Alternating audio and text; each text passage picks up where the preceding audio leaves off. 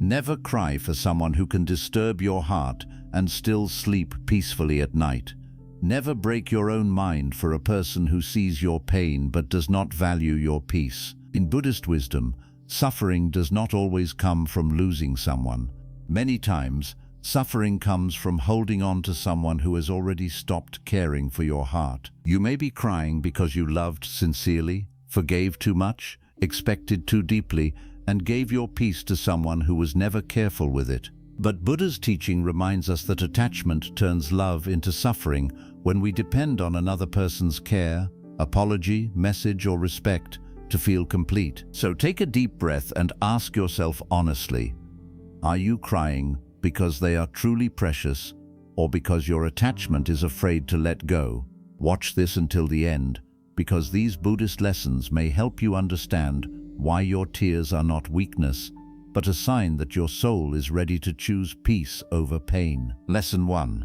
Your peace is more valuable than their attention. One of the most painful lessons a person learns in life is that not everyone who receives your love deserves your suffering. Many people spend years crying over someone who rarely thinks about the tears they cause. They stay awake at night replaying conversations, wondering what they did wrong, searching for answers that never come, while the person they are worried about continues living without carrying the same emotional burden. This is why Buddhist wisdom teaches that peace must always be protected more carefully than attachment. The moment your emotional stability depends on another person's behavior, you give away the most valuable treasure you possess. Many people believe they are suffering because they lost someone important, but often they are suffering because they made that person the center of their emotional world. They allowed one person's attention, approval, affection, or presence to determine whether they felt happy or miserable. When that attention disappeared, their peace disappeared with it. Buddha taught that everything in life is impermanent. People's feelings change, relationships change, circumstances change, expectations change. The person who promises to stay forever may leave tomorrow. The person who once called every day may become silent.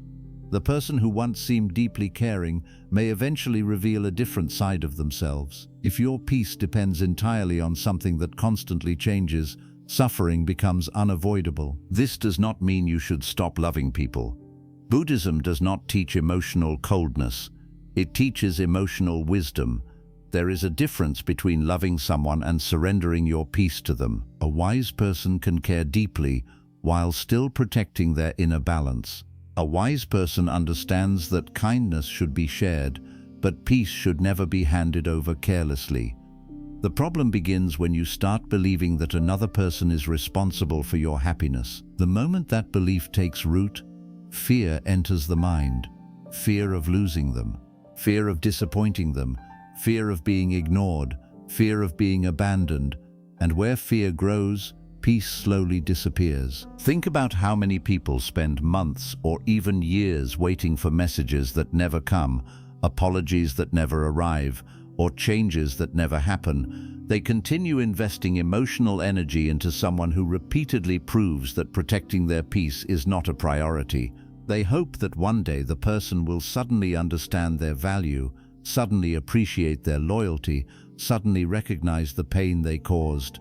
But every day spent waiting is another day peace remains locked outside the door. Buddha's teachings remind us that freedom begins when we stop asking others to become the source of our emotional security. A person who truly values your peace does not constantly leave you confused.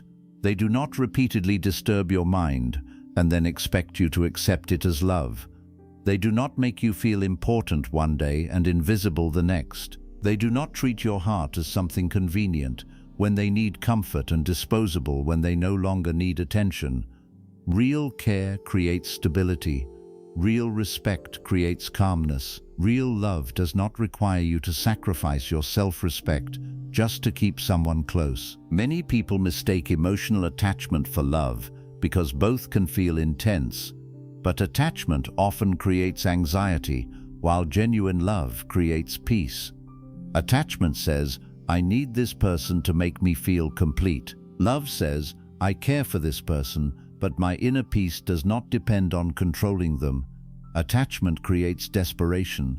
Love creates freedom. Attachment creates fear of loss. Love creates acceptance. This difference is one of the most important truths in Buddhist wisdom, yet many people spend their entire lives without fully understanding it. When someone does not value your peace, every interaction becomes emotionally expensive. A simple delay in communication creates worry. A small change in behavior creates overthinking. A moment of distance creates panic. Slowly, your happiness becomes dependent on signals from another person. You stop listening to your own heart and start measuring your worth through their actions. This is how suffering quietly enters the mind, not through one dramatic event, but through countless small moments where you abandon your own peace in exchange for someone else's approval. The Buddha taught that the mind becomes free when it stops clinging. Clinging does not mean caring. Clinging means refusing to accept reality because reality is different from what we hoped for. You may hope someone changes. You may hope someone appreciates you. You may hope someone finally understands your value. But peace begins when you stop fighting reality and start seeing people as they truly are. If someone consistently brings confusion, disrespect, neglect, or emotional exhaustion into your life, their actions are already speaking. The suffering often comes from refusing to listen. Your peace is not a small thing. It is the foundation of your happiness, your health, your relationships, and your spiritual growth. Protecting it is not selfish, it is wisdom. Every moment you spend crying for someone who does not value your peace is a moment you could spend rebuilding your relationship with yourself. Every moment spent chasing understanding from someone unwilling to give it is a moment taken away from your own healing. The day you realize your peace is more valuable than anyone's attention is the day your life begins to change. The truth is that people who do not value your peace are not worth your tears. They may have been important, they may have been loved, they may have played a meaningful role in your life, but no person is worth sacrificing your inner harmony for. Buddha's path is not about winning people back. It is about returning to yourself. It is about remembering that peace was never supposed to live inside another person's hands. It was always meant to live within your own heart. Lesson 2. Attachment makes ordinary pain feel like a deep wound. One of the deepest truths taught in Buddhist wisdom is that suffering is rarely created by events alone. More often, suffering is created by our attachment to those events. Two people can experience the same loss, the same rejection, the same disappointment, and yet one finds peace while the other remains trapped in pain for years. Why does this happen? The difference is not always in what happened. The difference is often in how tightly the mind continues holding on to what happened. This is why Buddha identified attachment as one of the greatest causes of human suffering. Attachment takes a painful experience and turns it into a wound that refuses to heal. When someone does not value your peace, the initial hurt is natural. It hurts when someone ignores your kindness. It hurts when someone takes your loyalty for granted. It hurts when someone fails to appreciate the love and care you gave so freely. These feelings are human. Buddhism does not ask you to pretend that pain does not exist. It asks you to understand why pain continues long after the moment itself has passed. The event may last minutes, but attachment can keep the suffering alive for months, years, or even decades. Think about how often the mind returns to old memories. A conversation from years ago suddenly appears in your thoughts. A painful moment replays itself as if it happened yesterday. A person who is no longer even part of your life continues occupying space in your heart. The suffering feels fresh because the mind keeps feeding it. Every time you replay the memory, every time you imagine what should have happened differently, every time you wish the person had chosen another path, attachment strengthens its grip.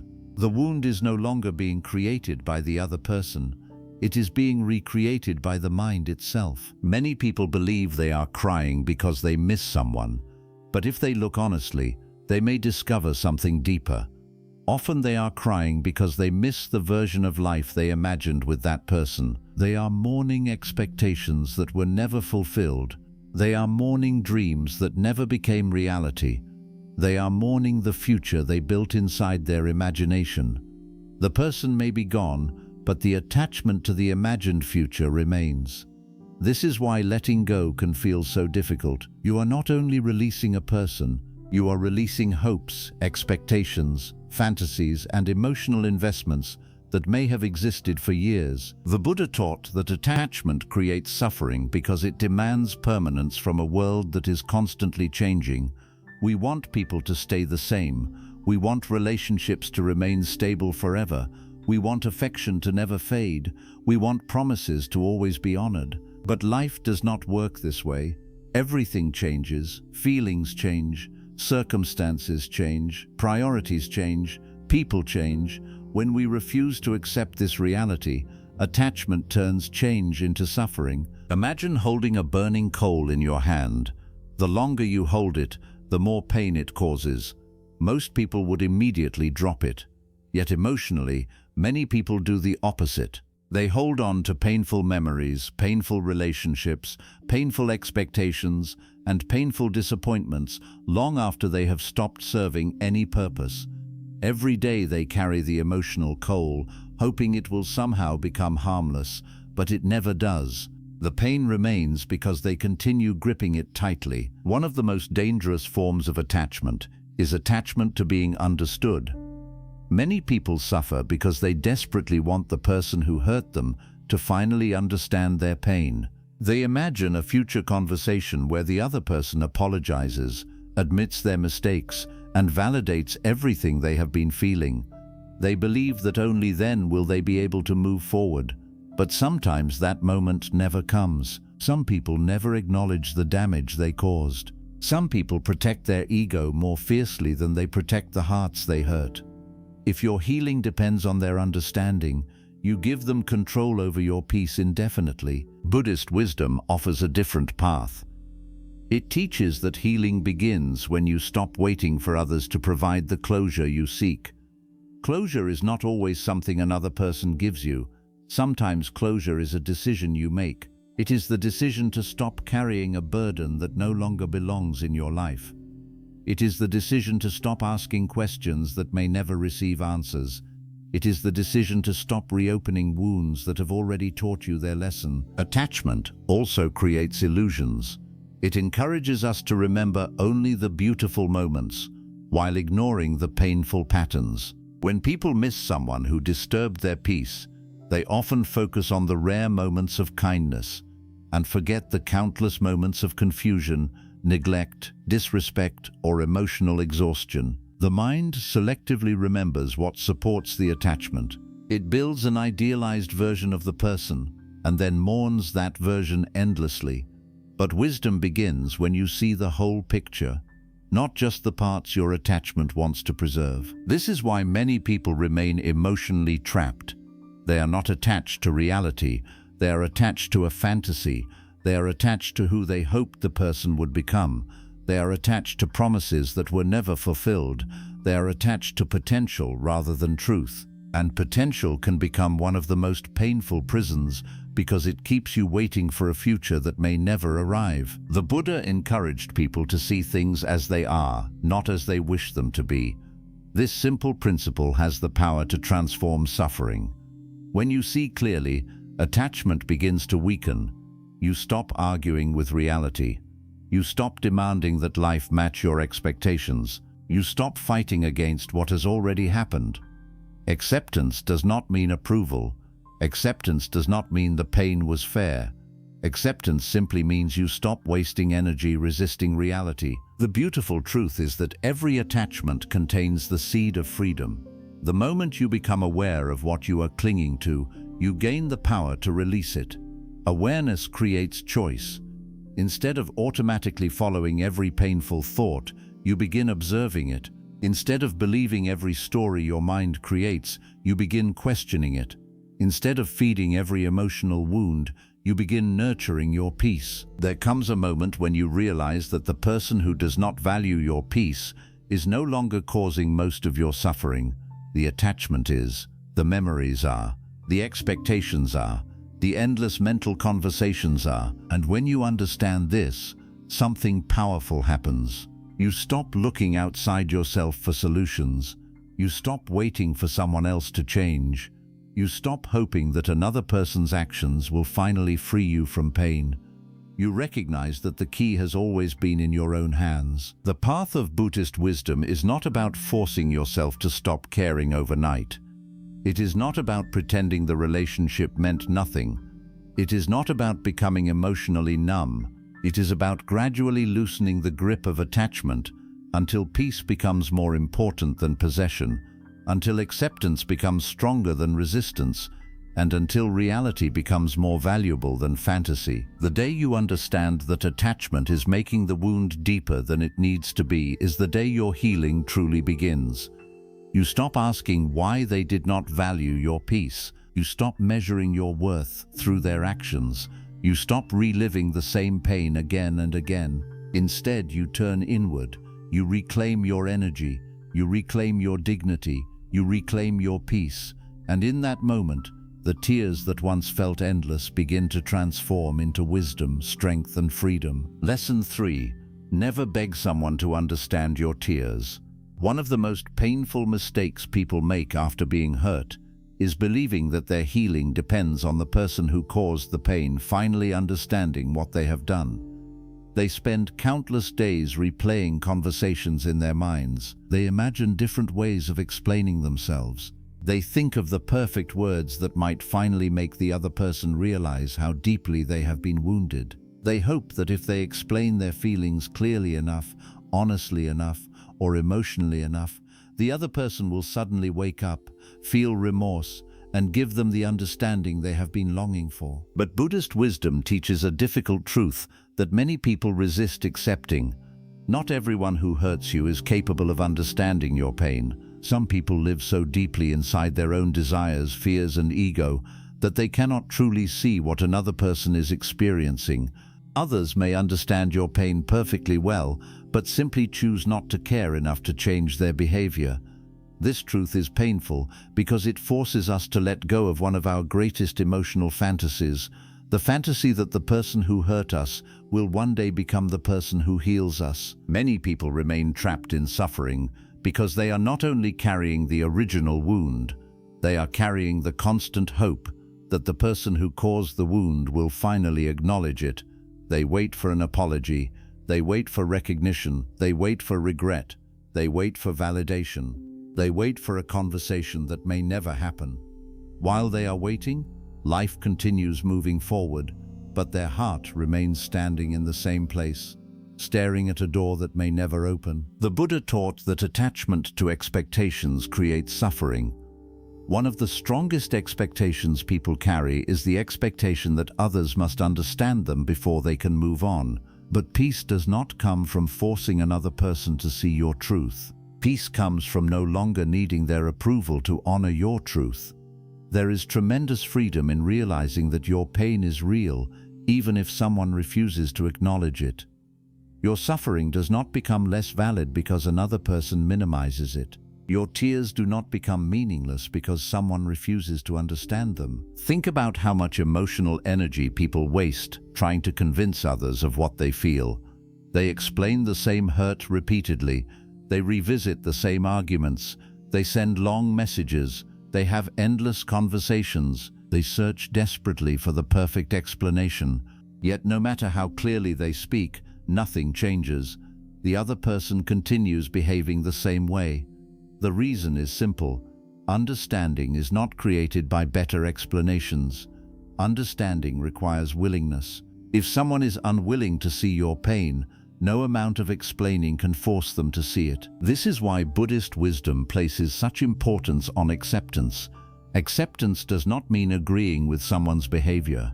It does not mean pretending that what happened was acceptable. It means accepting reality as it is, rather than exhausting yourself fighting against what is. If someone consistently ignores your feelings, that is reality. If someone repeatedly dismisses your concerns, that is reality. If someone continues disturbing your peace despite knowing how much it affects you, that is reality. The more you resist reality, the more suffering grows. The more clearly you see reality, the more freedom becomes possible. Many people cry because they want justice. They want the person who hurt them to finally admit their mistakes. They want acknowledgement. They want fairness. They want balance. But life does not always provide these things. Some people move through life without ever admitting the damage they caused. Some people rewrite history to protect their own image. Some people blame others rather than accepting responsibility. If your peace depends on them becoming different people, your peace remains outside your control. The Buddha's path is about reclaiming that control. It is about understanding that your healing belongs to you. The person who hurt you may never apologize. They may never understand. They may never admit their mistakes. Yet despite all of that, you still have the power to heal.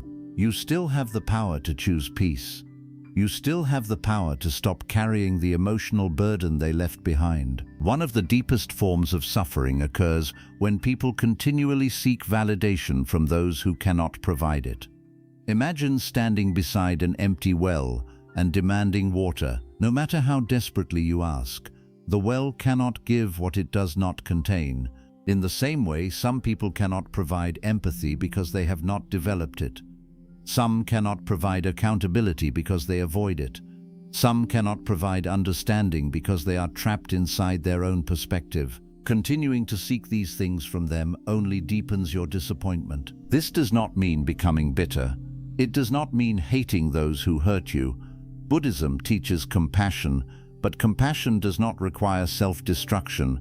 You can understand someone's limitations without allowing those limitations to keep hurting you. You can recognize that a person lacks emotional maturity without making it your responsibility to fix them. You can accept that someone may never understand your tears without continuing to sacrifice your peace, trying to educate them. Many people fear letting go because they think letting go means giving up on justice. In reality, letting go means giving up on suffering. It means recognizing that your life is too valuable to spend waiting for emotional repayment from people who may never provide it. Every day spent demanding understanding from someone unwilling to understand is a day stolen from your own growth. Every hour spent replaying old conversations is an hour not spent building a more peaceful future. One of the most powerful moments on the Buddhist path occurs when a person finally says, "I no longer need you to understand my pain for my pain to be real." This simple realization changes everything. Suddenly, the endless need for validation begins to fade. The desperate need to explain begins to disappear. The exhausting battle to prove your feelings becomes unnecessary. Your peace stops depending on another person's awareness and starts growing from your own wisdom. The truth is that some lessons can only be learned through suffering. The person who does not value your peace has already taught you something important. They have shown you where your expectations were placed. They have shown you how attachment creates pain. They have shown you the danger of seeking validation from the wrong people. Most importantly, they have shown you that your inner peace must never be handed over to someone who does not know how to protect it. When you stop begging people to understand your tears, something remarkable happens. Your energy begins returning to you. The emotional chains start breaking. The endless mental conversations become quieter. The need for external approval weakens. Slowly, the heart stops chasing those who refuse to understand and starts returning to itself. This is not weakness. This is not surrender. This is wisdom. True strength is not convincing everyone to see your pain. True strength is continuing your journey even when they never do. True strength is protecting your peace even when others fail to respect it. True strength is recognizing that your value does not depend on anyone's recognition, your truth does not depend on anyone's agreement, and your healing does not depend on anyone's apology. The day you stop begging someone to understand your tears is the day your tears begin transforming into wisdom. The day you stop chasing validation is the day you reclaim your freedom. The day you stop waiting for others to give you permission to heal is the day your real healing begins. And once that healing begins, you discover something beautiful. The peace you were searching for in another person's understanding was quietly waiting inside your own heart all along. Lesson 4. Silence is sometimes the highest form of self-respect. There comes a point in every painful relationship when explaining yourself no longer brings peace, when speaking your truth only leads to more confusion, when sharing your feelings does not create understanding, but instead gives the other person more chances to twist your words, ignore your pain, or make you feel guilty for having emotions. In that moment, Buddhist wisdom teaches a powerful lesson. Silence is sometimes the highest form of self-respect.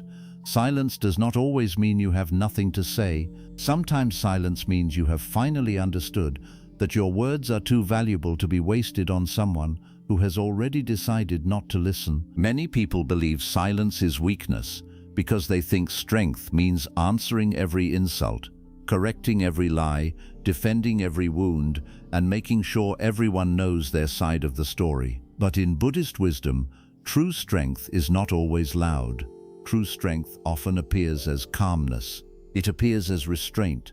It appears as the ability to walk away without needing to prove your pain to someone who enjoys misunderstanding you. A peaceful person does not need to win every argument because they understand that some arguments are only traps for the mind. Some conversations do not bring clarity. They only pull you deeper into suffering. When someone does not value your peace, they may not respect your words either. You may explain your feelings gently, but they call you dramatic. You may speak from your heart, but they call you sensitive. You may ask for respect, but they accuse you of changing. You may describe your pain, but they turn the conversation back to themselves. After a while, you begin to realize that the problem is not that you failed to explain yourself properly. The problem is that they were never truly listening with compassion. Once you understand this, silence becomes not punishment, but protection. Buddhist silence is not the silence of fear. It is not the silence of defeat. It is not the silence of someone who has lost their voice. It is the silence of someone who has found their center. It is the silence of a person who knows that peace is more important than being right in front of the wrong people. It is the silence of someone who no longer wants to feed conflict with more emotional energy. It is the silence of a heart that says, I will not allow this situation to turn me into someone I am not. Many people keep speaking because they hope one more sentence will finally change everything. They think if they explain more deeply, cry more openly, or express the pain more clearly, the other person will suddenly care. But when a person has already shown that they do not value your peace, more words often become more suffering. Each explanation becomes another wound when it is rejected. Each message becomes another disappointment when it is ignored. Each conversation becomes another reminder that you are asking for understanding from someone who does not want to give it. This is why silence can become a sacred boundary. It is the moment you stop allowing your heart to be placed on trial.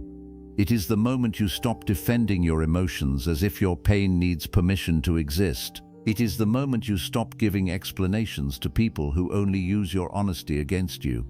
A wise person learns that not every question deserves an answer, not every accusation deserves a defense, and not every person deserves access to the deeper parts of your heart. The Buddha often taught the value of right speech.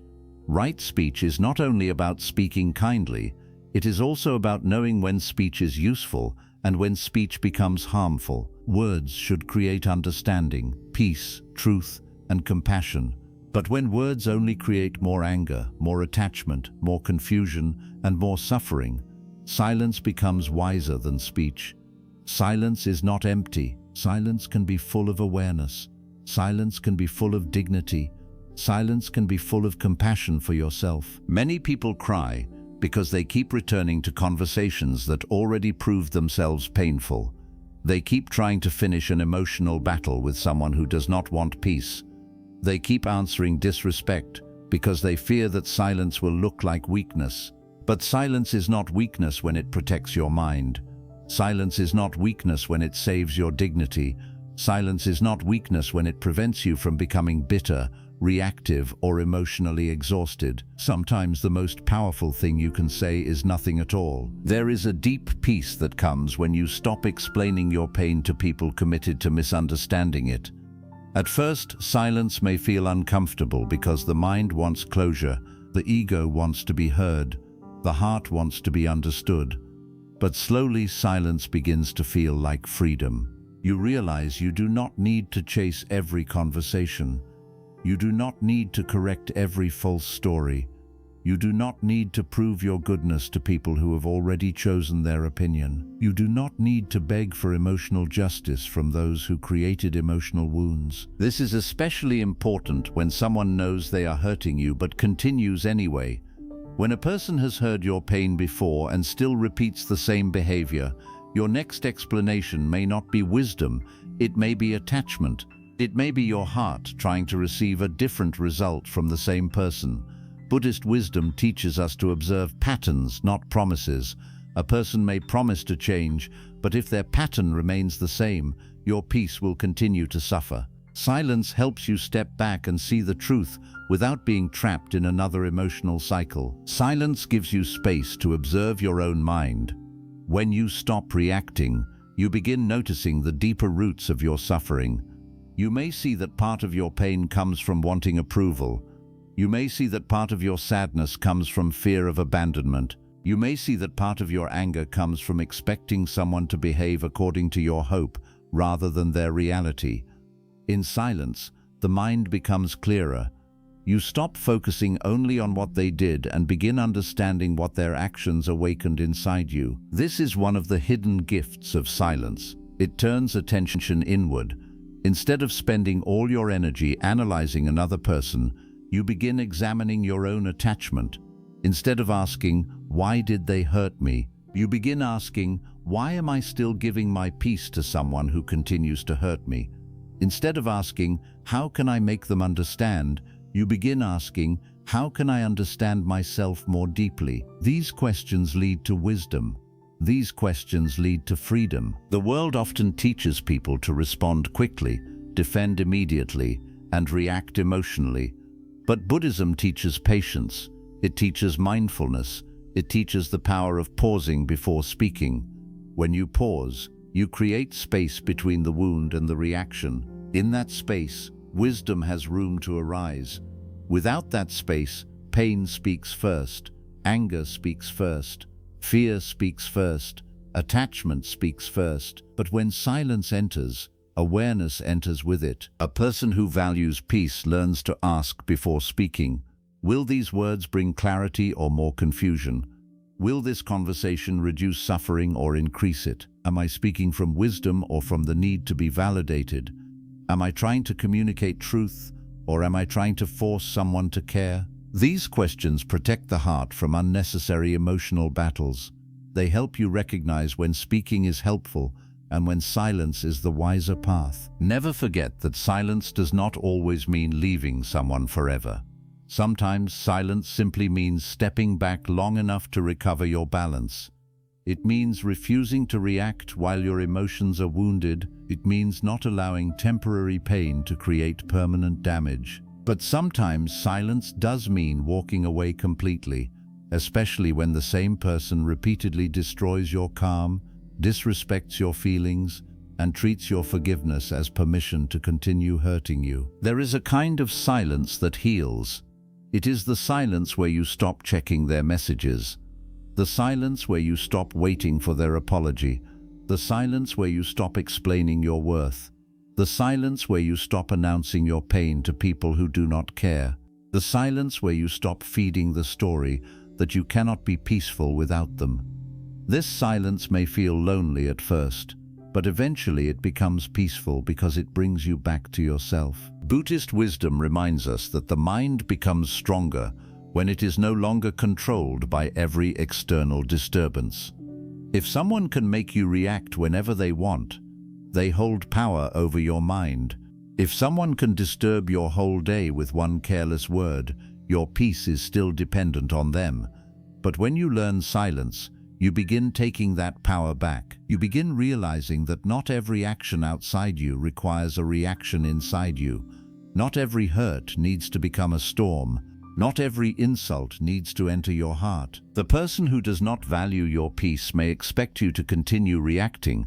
They may be used to your long explanations, your emotional messages, your desperate attempts to fix everything, your willingness to carry the relationship even when they keep dropping it. But when you become silent, the pattern changes. You are no longer feeding the cycle. You are no longer making your peace available for their carelessness. You are no longer proving love by accepting pain. This is not revenge. Revenge is still attachment because it keeps your mind tied to the person who hurt you. True silence is different. True silence is not meant to punish them. It is meant to protect you. It is not about making them regret losing you. It is about making yourself remember your own value.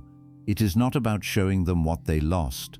It is about showing yourself what you must never lose again, your peace. Many people misunderstand this because they think peace means tolerating everything calmly. But peace does not mean allowing disrespect. Peace does not mean smiling while someone breaks your heart again and again. Peace does not mean remaining available to people who treat your kindness as weakness. Sometimes protecting peace requires distance. Sometimes compassion requires boundaries. Sometimes forgiveness requires silence. Sometimes love for yourself must become stronger than attachment to another person. The more you practice wise silence, the more you realize that your energy is sacred. Your words are sacred. Your emotional presence is sacred.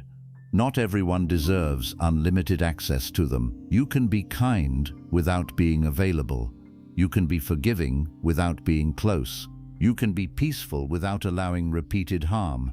You can wish someone well and still choose distance.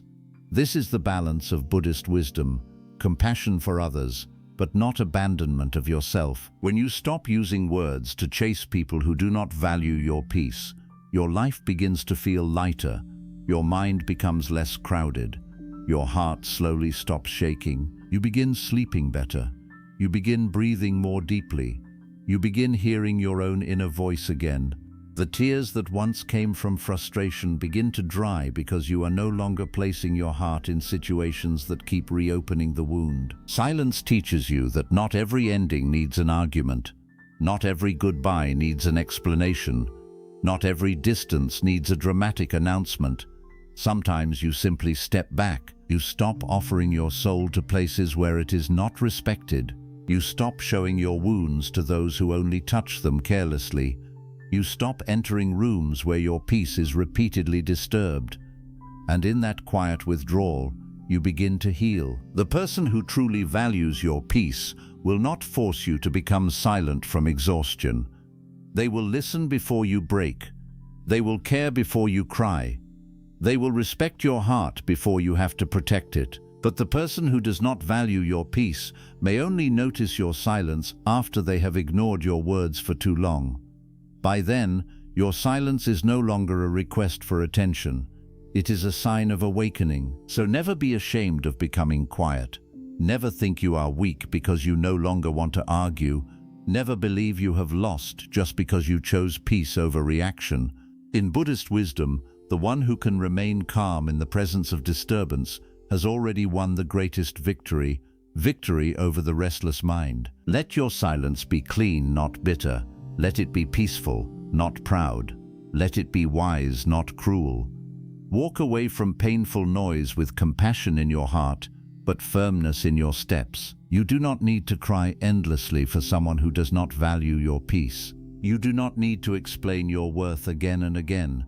Sometimes the most powerful response is a calm heart, a quiet mouth, and a soul that finally understands it deserves peace. Lesson 5. Letting go does not mean they were never important. One of the hardest reasons people keep crying for someone who does not value their peace is because they believe letting go means denying the love they once felt.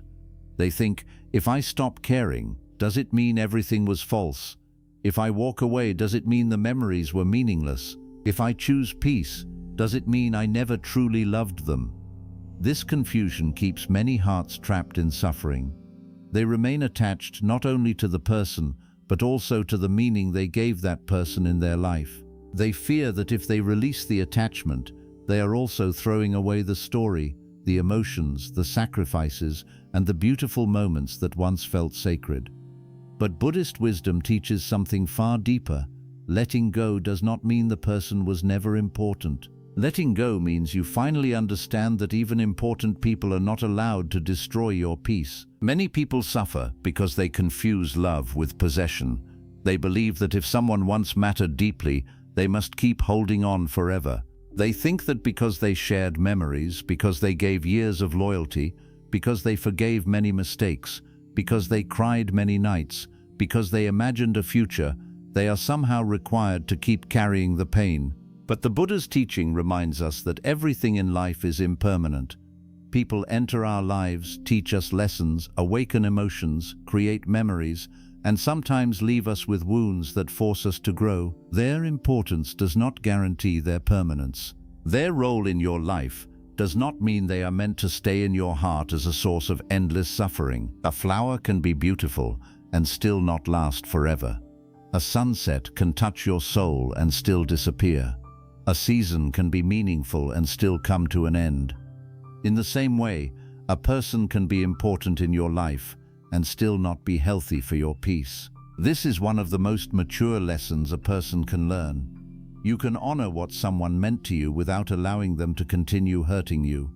You can remember the good moments without denying the painful patterns. You can be grateful for the lesson without remaining attached to the wound. You can accept that someone once held a special place in your heart and still choose not to give them access to your peace again. Many people keep crying because they are not only attached to the person, but to the version of themselves they were with that person. They miss how hopeful they felt.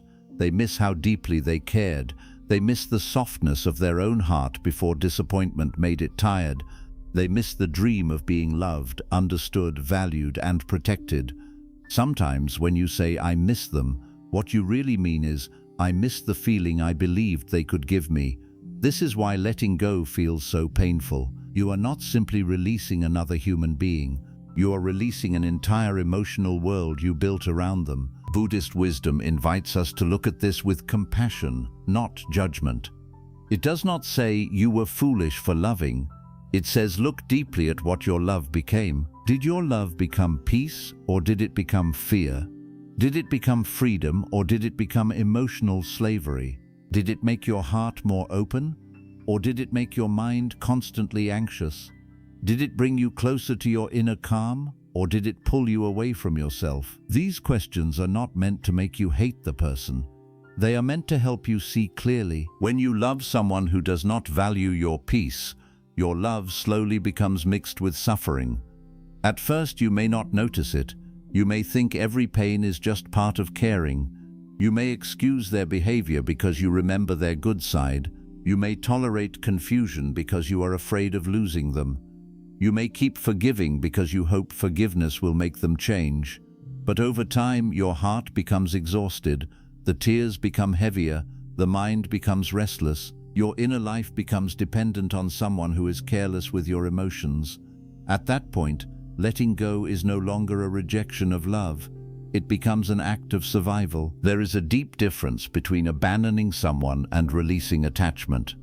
Abandoning comes from cruelty, anger, or selfishness. Releasing attachment comes from wisdom, clarity, and self-respect. When you release attachment, you are not saying, "You never mattered." You are saying, "You mattered, but my peace matters too." You are not saying, "I hate you." You are saying, "I will no longer suffer because I cannot control you." You are not saying, "The memories were worthless." You are saying, "The memories were real, but they are not worth losing myself over." Many people feel guilty when they begin to detach. They think choosing peace makes them cold. They think walking away makes them selfish. They think stopping communication makes them cruel. But ask yourself this: is it selfish to stop drinking poison? Is it cruel to leave a burning house? Is it wrong to step away from a place where your heart is repeatedly wounded?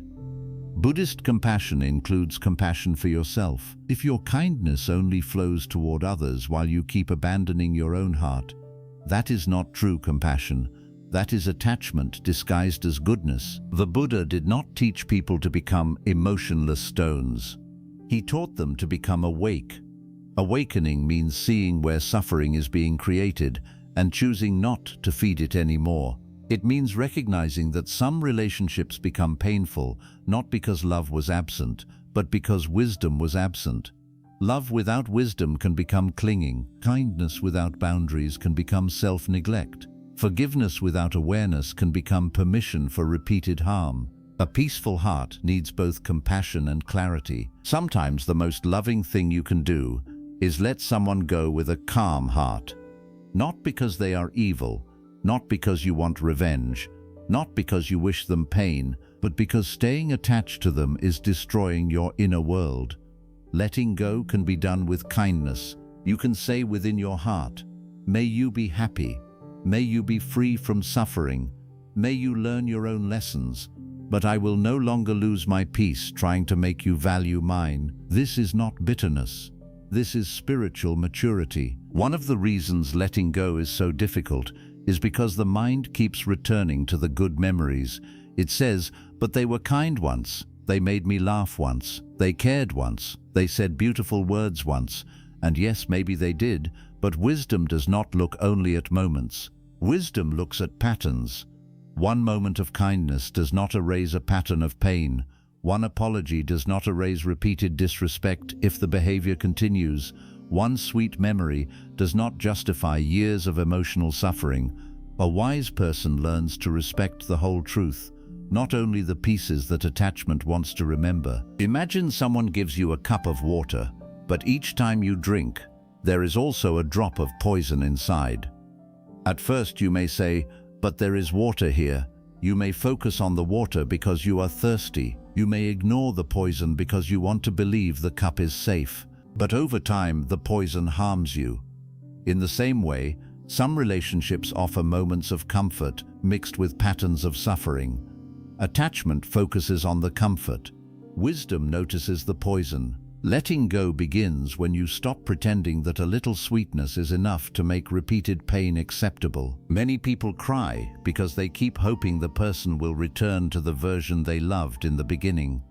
They remember the early kindness, the attention, the promises, the warmth, the feeling of being chosen. Then they compare that beginning to the present and suffer deeply. They ask, where did that person go? But sometimes the beginning was not the full truth. Sometimes people show their most beautiful side when they want closeness, and their real patterns appear later when they feel secure. Buddhist wisdom asks us not to be trapped by first impressions. It asks us to observe what remains after time reveals the truth. Letting go means you stop arguing with what time has revealed.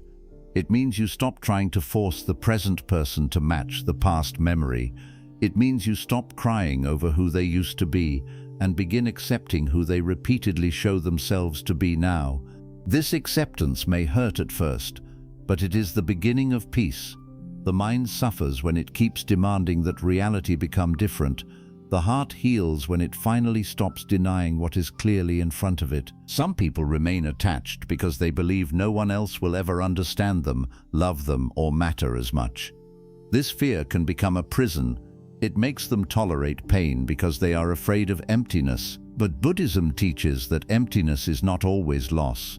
Sometimes emptiness is space. Space for healing, space for silence, space for self-respect, space for a new life to grow. When you let go of someone who does not value your peace, you may feel empty at first because your heart was used to chaos.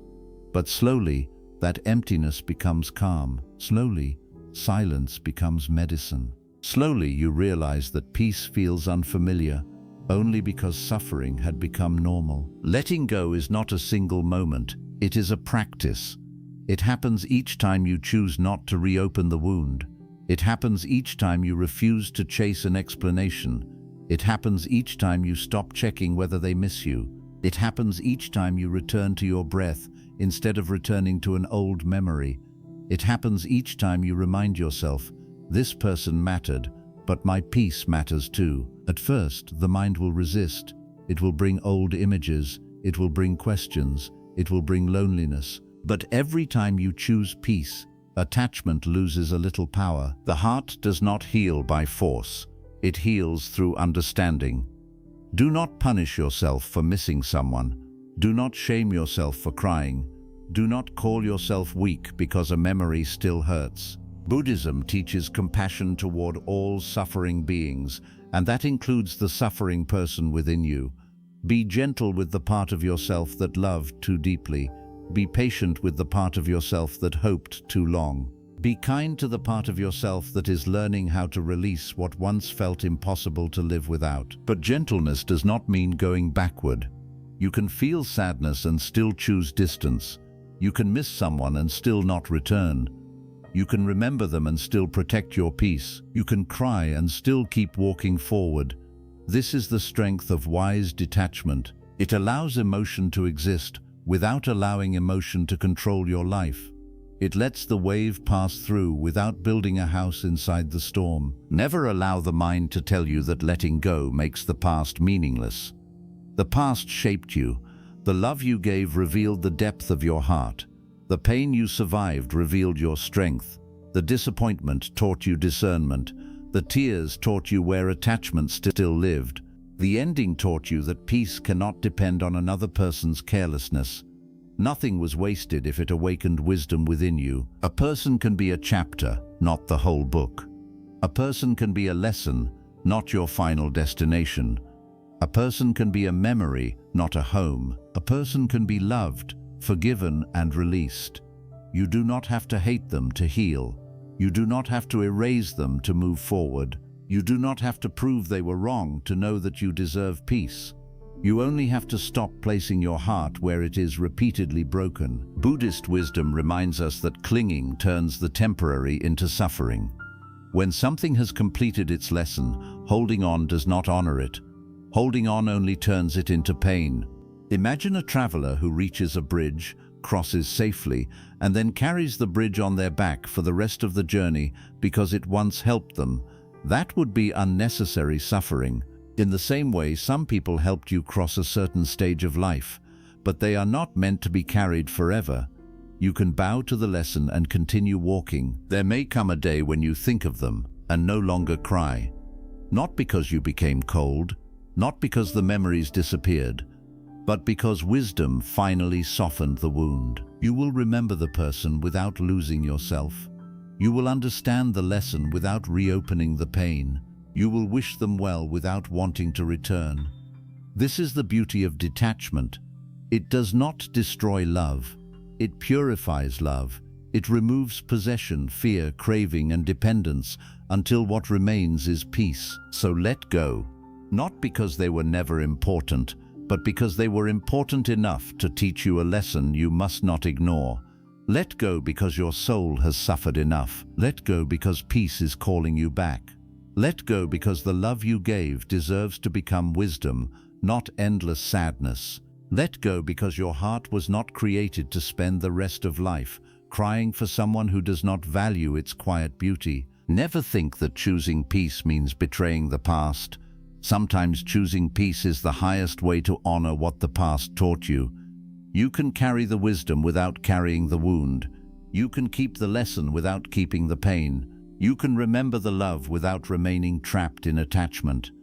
And when you finally understand this, letting go no longer feels like losing them. It feels like finding yourself again. Lesson 6. The person who breaks your peace is teaching you where you are still attached. One of the most powerful lessons in Buddhist wisdom is that the people who disturb our peace often reveal the places inside us where attachment is still alive. This is not an easy truth to accept, because when someone hurts us, ignores us, rejects us, or treats our kindness carelessly, our first instinct is to look only at what they did. We say, "They broke my heart, they disturbed my mind, they made me cry, they ruined my peace." And in one way, this may feel true, because their behavior may have been painful, selfish, cold, or disrespectful. But Buddhist wisdom asks us to look deeper than the surface of the pain. It asks us to see not only the person who caused the wound, but also the attachment inside us that allowed the wound to become our entire world. This does not mean you are guilty for being hurt. It does not mean your pain is your fault. It does not mean the other person's actions were acceptable.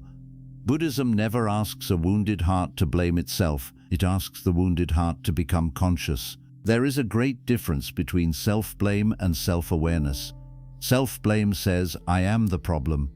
Self-awareness says, something inside me is still clinging, and I must understand it if I want to be free.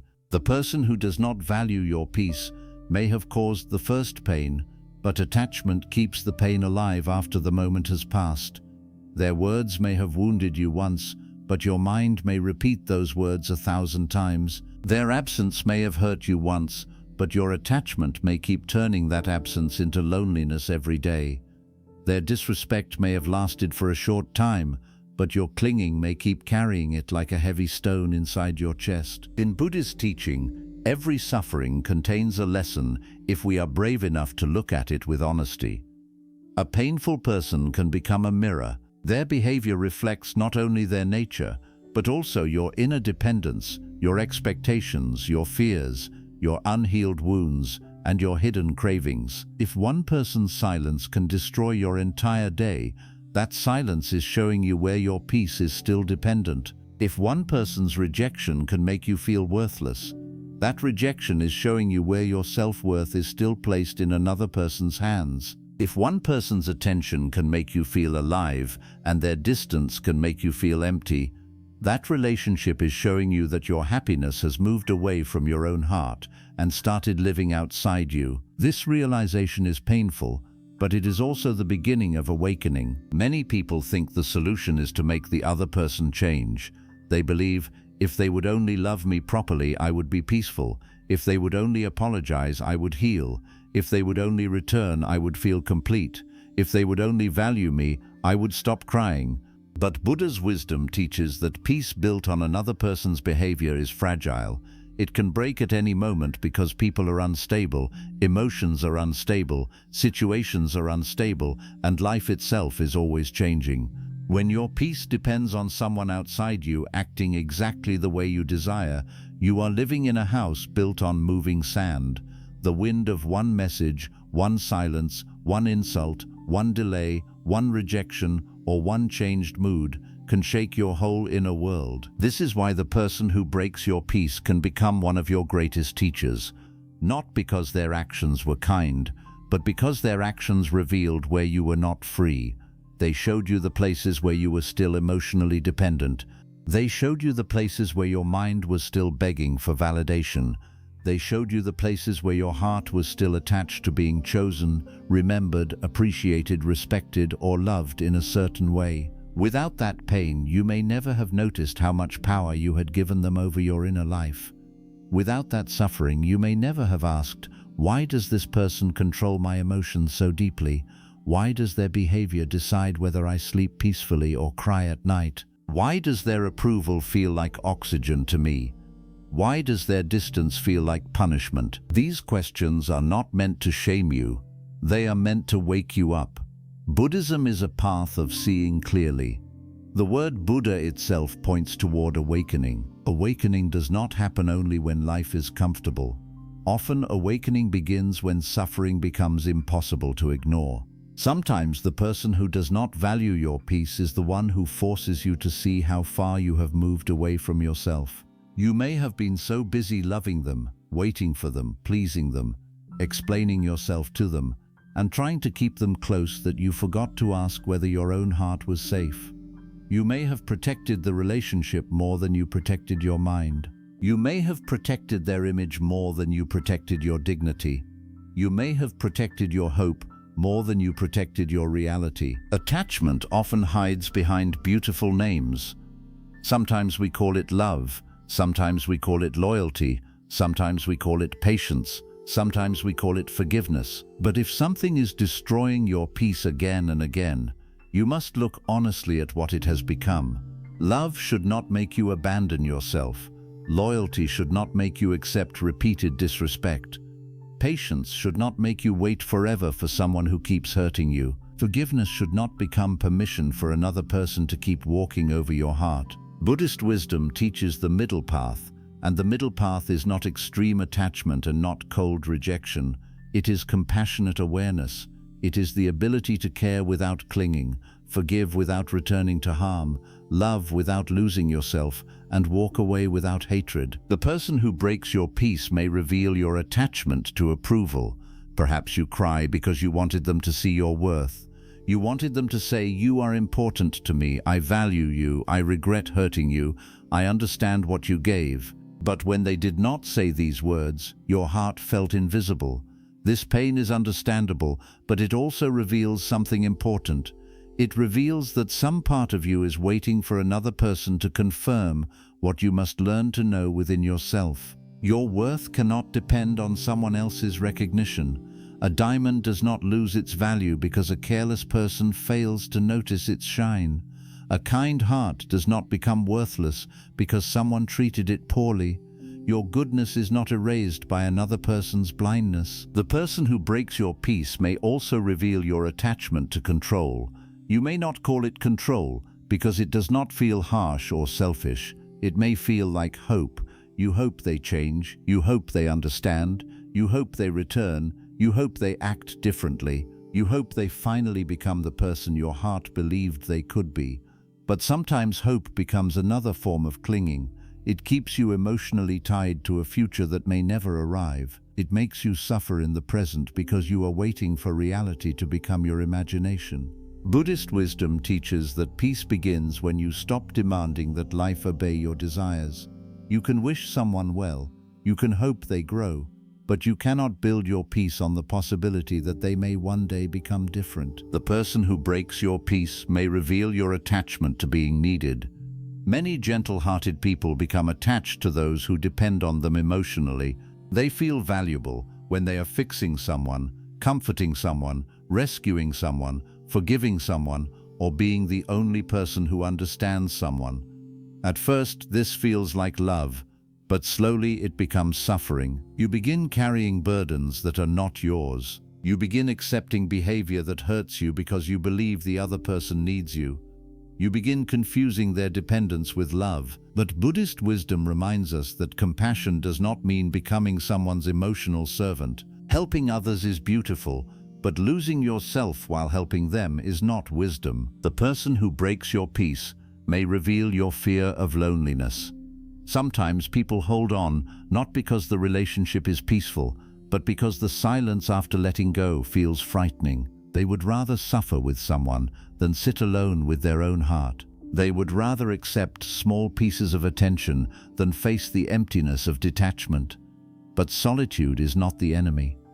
In Buddhism, solitude can become a temple. It is in silence that you begin hearing your own mind again. It is in aloneness that you discover which parts of you were dependent on noise, attention, and emotional drama. The emptiness you fear may actually be the space where your peace returns. The person who breaks your peace may reveal your attachment to the past. Perhaps you are not crying for who they are now, but for who they used to be. You remember the early kindness, the soft words, the beautiful promises, the moments when everything felt warm and safe. Your mind keeps returning to that version and asking, why can't it be like before? But Buddhism teaches that clinging to the past creates suffering because the past cannot be held. What once existed has already changed. The person has changed. The situation has changed. You have changed. Trying to live inside yesterday is like trying to hold water in your fist. The tighter you grip, the more it slips away. This is why clear seeing is so important. Ask yourself, am I attached to the person, or am I attached to the memory? Am I attached to reality, or am I attached to potential? Am I crying for what is happening now, or am I crying because I cannot accept that the past is gone? These questions may hurt, but they bring freedom. A person becomes trapped when they refuse to see the present clearly. A person becomes free when they stop arguing with what life has already revealed. In Buddhist wisdom, the mind is often compared to a restless monkey, jumping from one branch to another, from memory to fear, from hope to regret, from desire to disappointment. When someone disturbs your peace, the monkey mind becomes louder. It jumps into old conversations, possible meanings, imagined futures, painful questions, and emotional stories. It asks, do they miss me? Do they regret it? Are they happier without me? Did they ever care? Will they come back? Why was I not enough? These questions can exhaust the soul because they do not lead to peace. They lead deeper into attachment. Mindfulness teaches you to observe these thoughts without becoming their prisoner. When the thought comes, "I cannot be happy without them," mindfulness says, "This is a thought, not a truth." When the thought comes, "They must apologize before I can heal," mindfulness says, "This is attachment speaking." When the thought comes, "I lost everything when I lost them," mindfulness says, "My mind is creating a story from pain." This ability to observe the mind is one of the greatest spiritual powers because it creates distance between you and your suffering. You begin to realize that you are not every thought that appears inside you. You are the awareness that can watch the thought come and go. The person who breaks your peace also teaches you about impermanence. Every emotion you feel, even the unbearable one, is not permanent. Tears come and go, memories rise and fade, longing becomes intense and then softens. Anger burns and then cools. Sadness feels endless, but even sadness changes shape. When you are deeply attached, you believe your pain will last forever. But Buddhist wisdom gently reminds you that nothing lasts forever, not even the suffering you think will never end. This understanding brings patience. You do not need to force yourself to heal in one day. You only need to stop feeding the pain every day. Every time you refuse to check their messages, attachment weakens. Every time you choose not to replay the old conversation, attachment weakens. Every time you breathe through the urge to contact them, attachment weakens.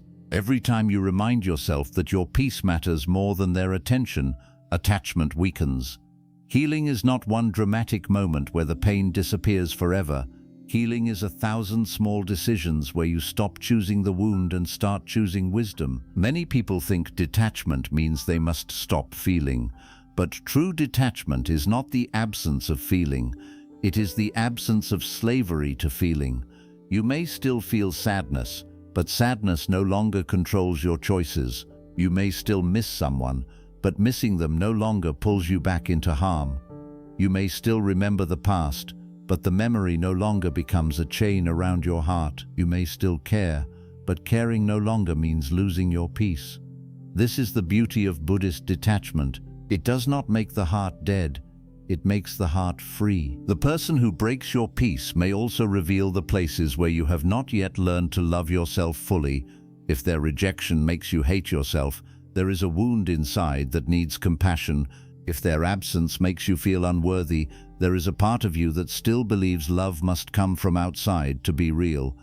If their disrespect makes you question your value, there is a place in your heart that needs to be strengthened by self-awareness. Another person's behavior can touch these wounds, but the healing must happen within you. No one else can give you permanent self-worth. They can appreciate you, but they cannot become the root of your value. That root must grow inside your own consciousness. Buddhist wisdom does not ask you to look at these wounds with harshness. It asks you to look at them with compassion. When you see your attachment, do not say, "I am weak," say, "I am learning." When you see your fear, do not say, "I am broken," say, "I am becoming aware." When you see your craving for love, do not say, "I am foolish." Say, "I am human, and now I am awakening." Compassion for yourself is essential, because shame only creates more suffering. Awareness without compassion becomes self-punishment. Awareness with compassion becomes healing. Sometimes the person who hurts you becomes the doorway to a deeper spiritual life. Before the pain, you may have lived unconsciously, giving your peace to anyone who offered affection. Before the heartbreak, you may not have understood attachment. Before the disappointment, you may not have known the importance of boundaries. Before the tears, you may not have realized how much your happiness depended on others.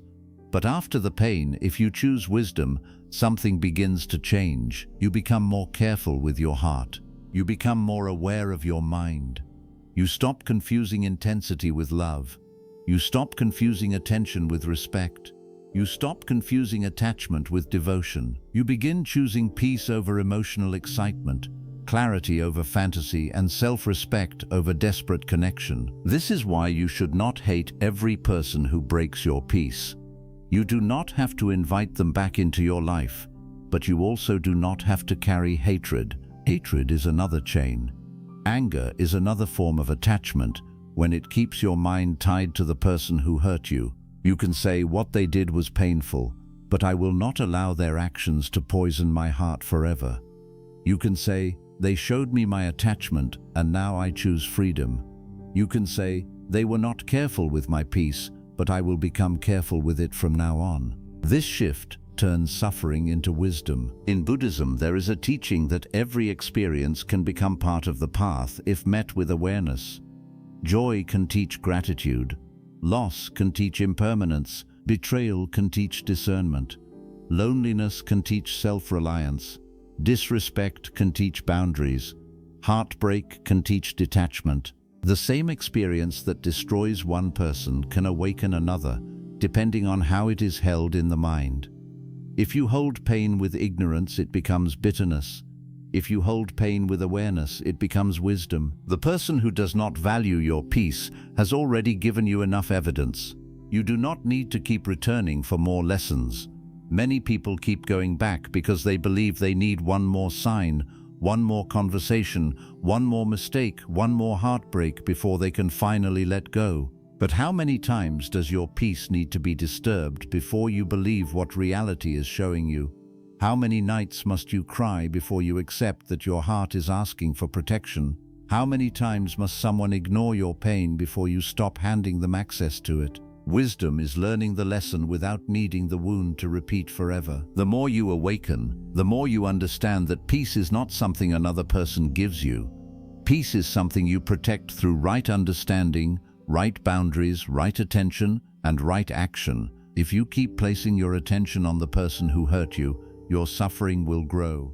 If you place your attention on your breath, your healing, your self-respect, your spiritual growth, and your present moment, peace will slowly return. Where attention goes, energy flows. If your attention keeps returning to pain, pain becomes stronger. If your attention returns to wisdom, wisdom becomes stronger. This is why meditation is so powerful in times of heartbreak. Meditation teaches the mind to stop chasing every thought. It teaches you to sit with discomfort without immediately running back to the source of pain. It teaches you to feel loneliness without making desperate decisions. It teaches you to observe longing without obeying it. It teaches you that emotions are waves, and you are not required to drown in every wave that rises. Even a few quiet breaths can remind you that you are larger than this moment of suffering. When the pain comes, breathe and say to yourself, "This is attachment," not as a judgment, but as recognition. When the longing comes, breathe and say, "This is craving." When the memory comes, breathe and say, "This is the past visiting the present." When the urge to cry for them comes, breathe and say, "My heart is learning to release." These simple moments of awareness slowly loosen the knots inside you. The person may still exist in your memory, but they no longer control your entire mind. There is a deep dignity in learning from pain without becoming pain. Many people allow heartbreak to become their identity. They begin saying, "I am the one who was abandoned. I am the one who was betrayed. I am the one who was not valued. I am the one who always gets hurt." But Buddhist wisdom reminds us that no experience is your permanent self. You experienced pain, but you are not pain. You experienced rejection, but you are not rejection. You experienced disrespect, but you are not worthless. You experienced loss, but you are not empty. These things passed through your life, but they are not the total truth of who you are. The person who breaks your peace is not your master. They are not your final story. They are not the owner of your happiness. They are a teacher. And sometimes teachers come in difficult forms. Some teachers come with kindness. Some teachers come with silence. Some teachers come through loss. Some teachers come by showing you exactly what you must never allow again. Once you learn the lesson, you do not need to keep sitting in the same classroom of suffering. So ask yourself gently, what is this person teaching me? Maybe they are teaching you to stop chasing people who are not chasing peace with you. Maybe they are teaching you to stop explaining your pain to those who benefit from your confusion. Maybe they are teaching you to stop confusing your fear of losing someone with love. Maybe they are teaching you to stop giving unlimited access to people who bring repeated disturbance. Maybe they are teaching you that you can survive without the person you once believed you could not live without. This last lesson is one of the most liberating. You can survive without them. You can breathe without them. You can smile again without them. You can sleep peacefully again without them. You can rebuild yourself without them. Attachment tells you that your life will collapse if they are gone. Wisdom shows you that your life may actually become calmer when you stop holding on to what hurts you. The mind is frightened of letting go because it cannot see the peace waiting on the other side. But peace is there, quietly, patiently, waiting for you to stop feeding the pain. Never cry forever for someone who was sent to reveal your attachment. Cry if the heart needs to release. Let the tears come, but let them cleanse you, not control you. Let them soften you, not chain you. Let them teach you, not define you.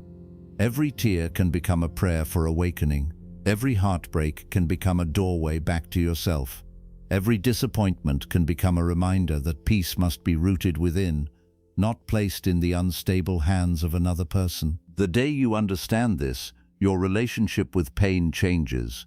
You stop asking only, "Why did this happen to me?" and start asking, "What is this trying to teach me?" You stop seeing yourself only as a victim of someone's behavior and begin seeing yourself as a student of life. You stop wasting all your energy trying to change the person who hurt you and begin transforming the attachment that kept you bound to them. This is not easy, but it is powerful. This is not quick, but it is real. This is the path from suffering to wisdom. Remember this clearly. The person who breaks your peace is showing you where your peace was not yet protected. The person who makes you cry is showing you where your heart was still expecting safety from someone unsafe. The person who ignores your value is showing you where you must begin valuing yourself more deeply. The person who leaves you confused is showing you the importance of choosing clarity. The person who gives you pain is showing you that love without awareness can become a cage. Do not hate the mirror because it shows you the wound. Use the mirror to heal. Do not keep crying because the lesson arrived through pain. Use the pain to awaken. Do not keep chasing the person who revealed your attachment. Thank the lesson silently and return to your own heart. Your peace is calling you back. Your wisdom is waiting for you. Your life is still open. Your soul is not finished. The pain that once made you feel broken can become the same pain that makes you deeply awake, deeply calm, and deeply free. From today, when someone disturbs your peace, pause before you react. Instead of immediately asking how to make them change, ask what their behavior is revealing within you. If you feel desperate, observe the desperation. If you feel fear, observe the fear. If you feel the urge to chase, observe the craving. If you feel the need to prove your worth, observe the wound. Observation is the beginning of freedom because what you can observe, you can slowly release. You are not helpless before attachment once you can see it clearly. This is the heart of Buddhist wisdom.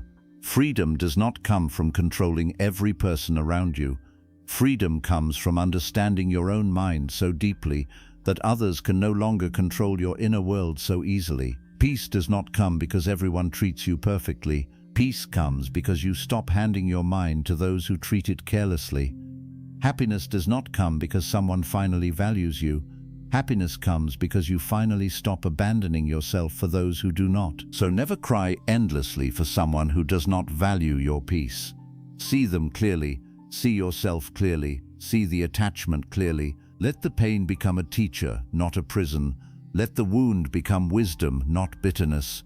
Let the disappointment become your awakening, not your identity. The person who broke your peace may have shown you where you were attached, but now you have the power to choose where your peace will live.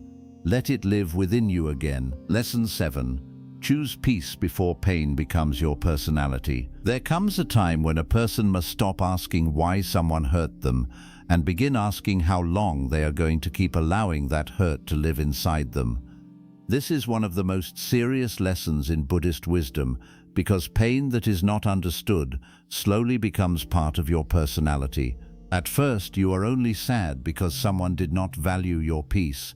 Then, if you keep feeding that sadness, you become a person who expects disappointment everywhere. At first you cry because one person ignored your heart. Then, if you keep carrying that wound, you start believing no one can be trusted. At first, you are hurt by one relationship, one betrayal, one rejection, one painful memory. But if you do not bring awareness to that pain, it begins shaping the way you see yourself, the way you see others, and the way you see life. This is why you must choose peace before pain becomes your identity. Many people do not realize that suffering can become familiar. When a heart has cried for too long, sadness begins to feel normal.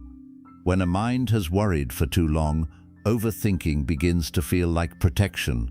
When a person has been disappointed again and again, they may begin to believe that expecting pain is wisdom. But Buddhism teaches that true wisdom does not make the heart bitter. True wisdom makes the heart awake. There is a great difference between becoming careful and becoming closed. There is a great difference between learning from pain and becoming pain.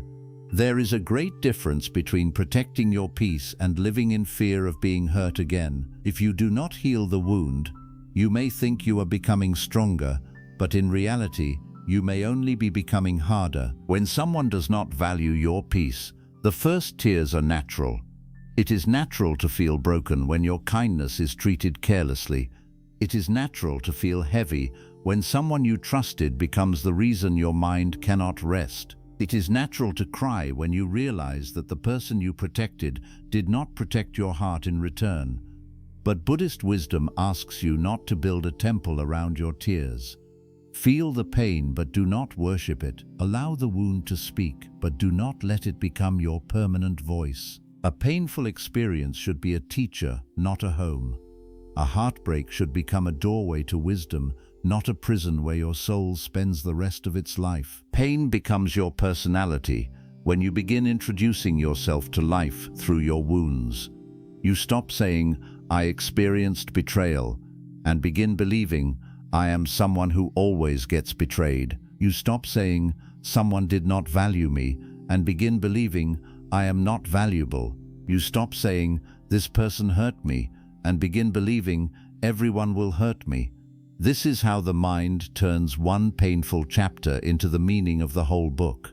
Buddha's wisdom reminds us to observe the mind carefully, because the mind creates stories from suffering, and if those stories are believed for too long, they become chains. The person who does not value your peace may have caused a wound, but you must not allow that wound to decide the rest of your life.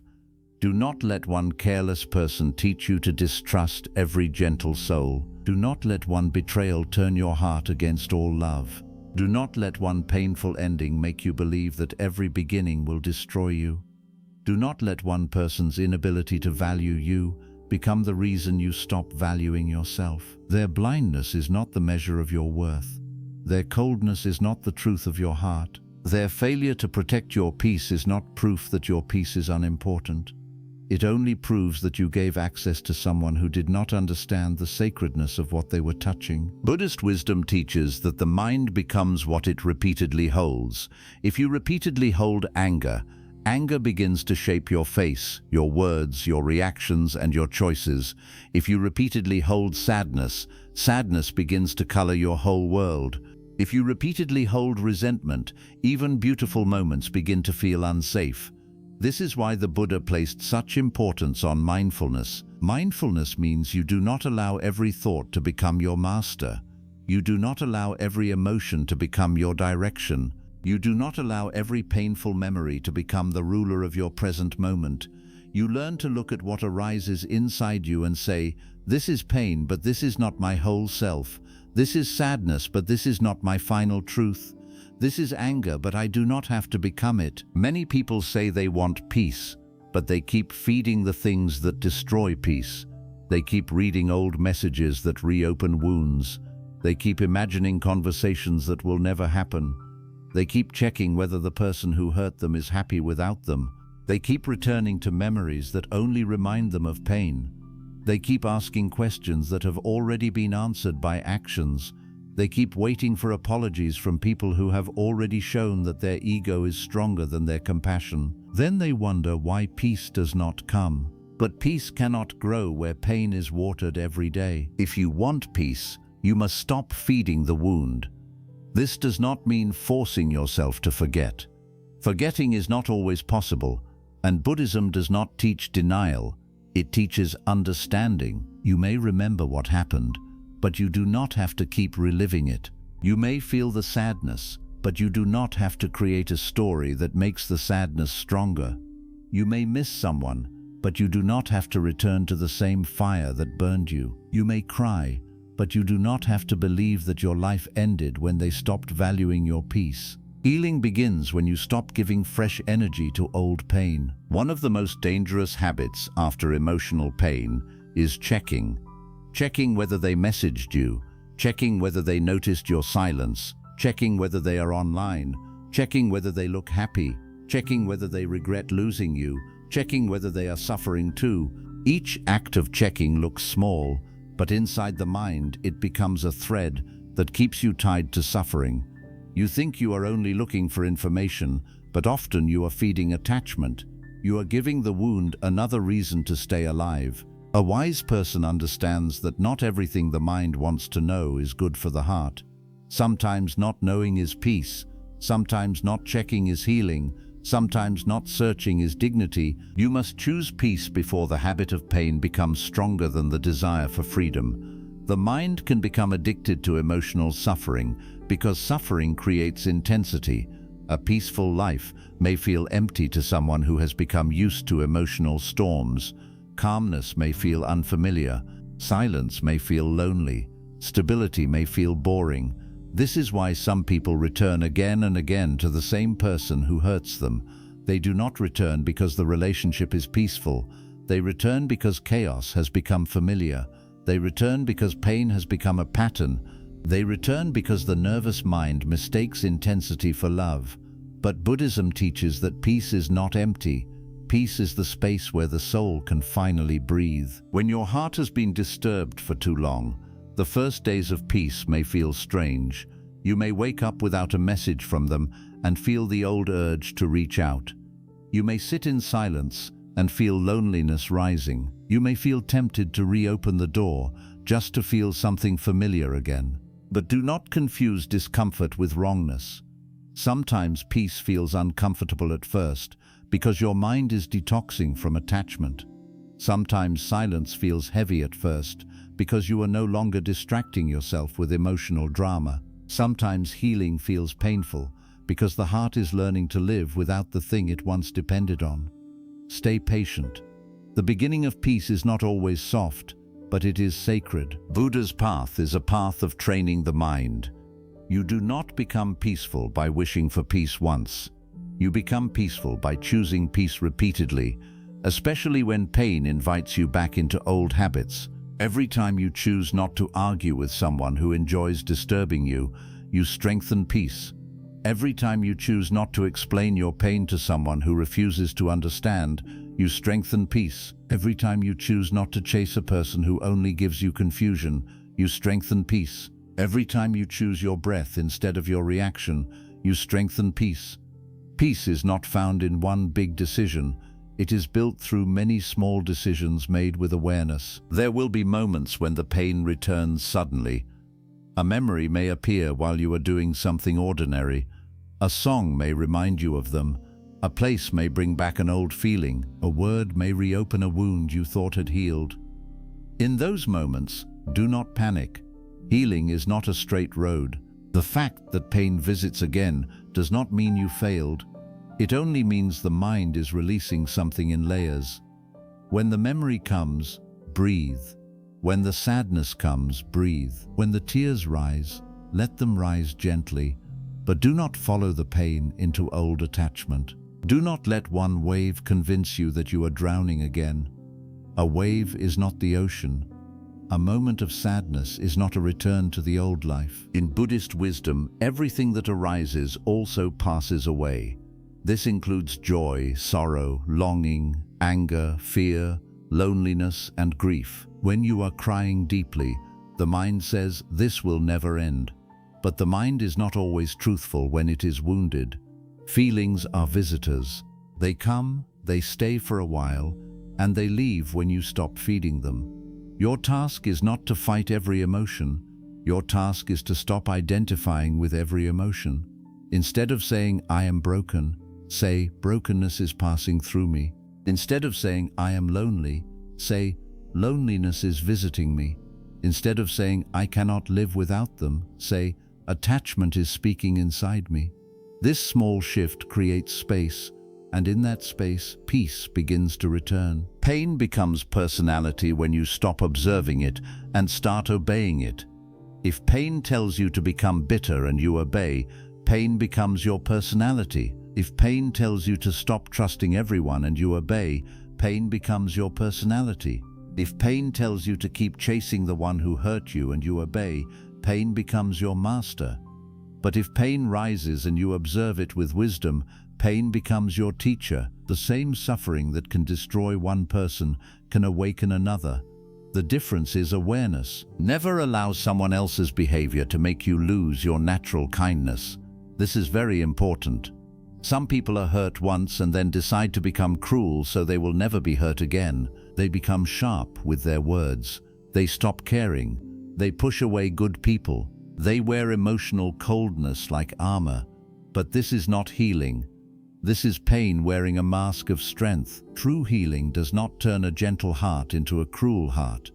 True healing teaches a gentle heart to have boundaries. You can remain kind without being available to everyone. You can remain soft without being weak. You can remain loving without allowing disrespect.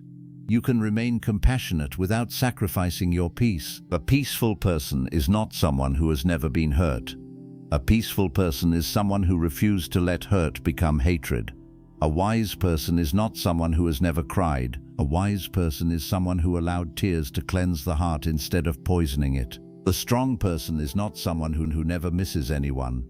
A strong person is someone who can miss someone and still choose not to return to what destroys them.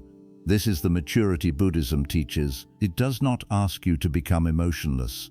It asks you to become free from being ruled by emotion. Choose peace before pain teaches you to see enemies everywhere. When the heart is wounded, it becomes suspicious. It begins searching for signs of rejection, signs of disrespect, signs of abandonment, signs of betrayal.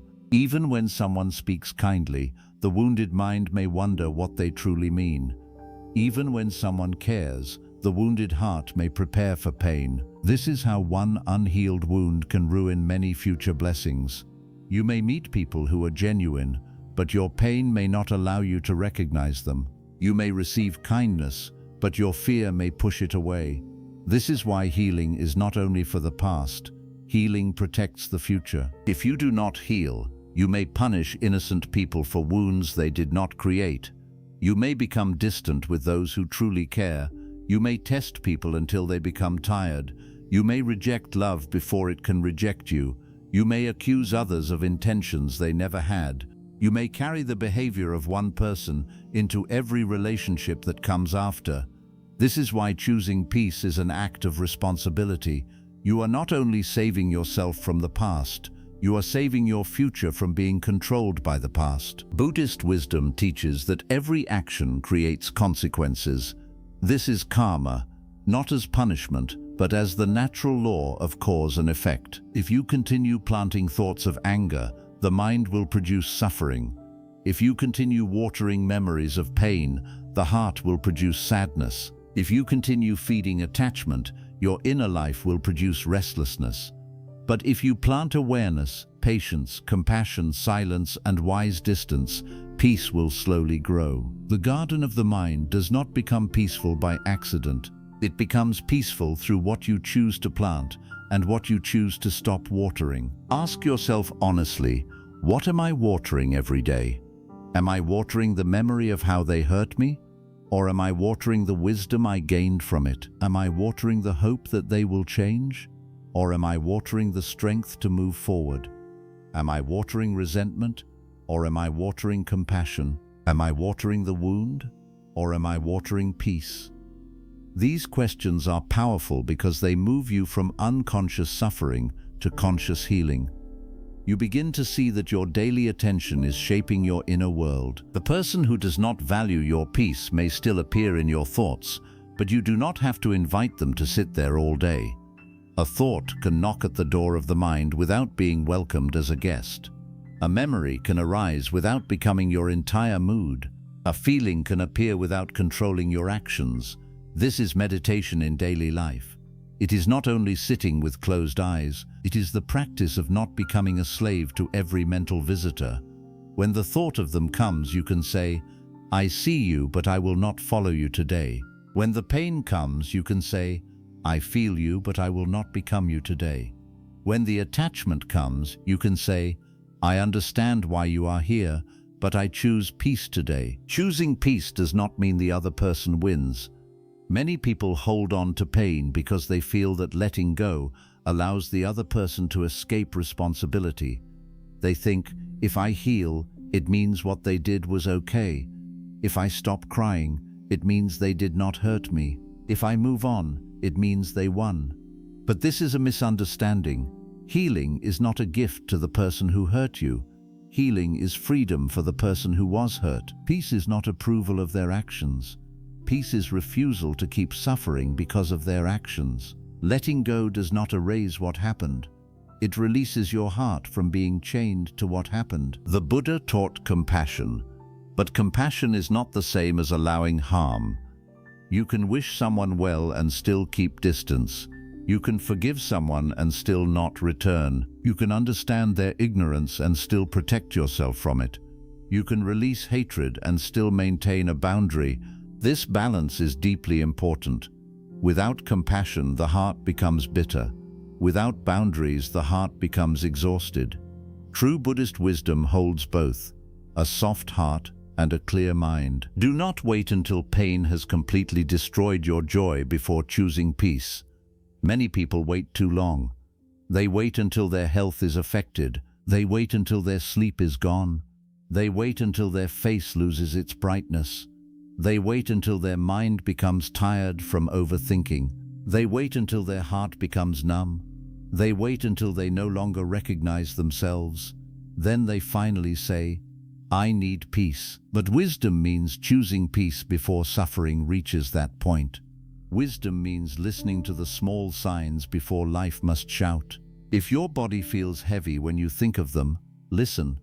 If your mind becomes restless after speaking to them, listen.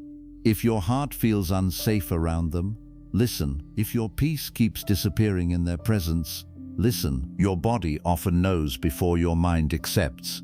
The tight chest, the sleepless nights, the sudden anxiety, the tired eyes, the loss of appetite, the constant heaviness.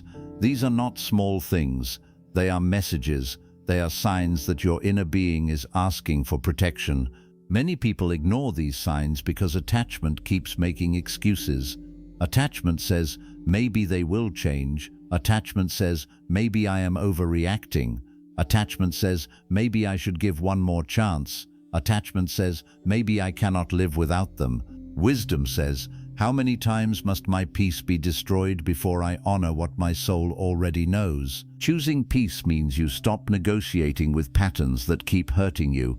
A person can apologize, but if the pattern remains, the wound will return. A person can say they value you, but if their actions disturb your peace again and again, the words are not enough. A person can promise change, but if your heart keeps bleeding from the same behavior, reality has already spoken.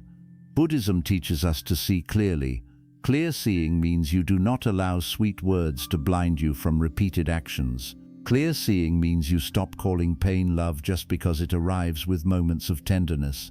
Clear seeing means you stop making excuses for someone who keeps proving they are careless with your peace. There is a moment when your soul becomes tired of crying for the same reason. This tiredness can become a turning point, not the tiredness that makes you hopeless, but the tiredness that makes you awake. You finally say, I have suffered enough. I have explained enough. I have waited enough. I have cried enough. I have abandoned myself enough. This moment is sacred because it is the beginning of self-return. You stop asking the person who hurt you to become your medicine.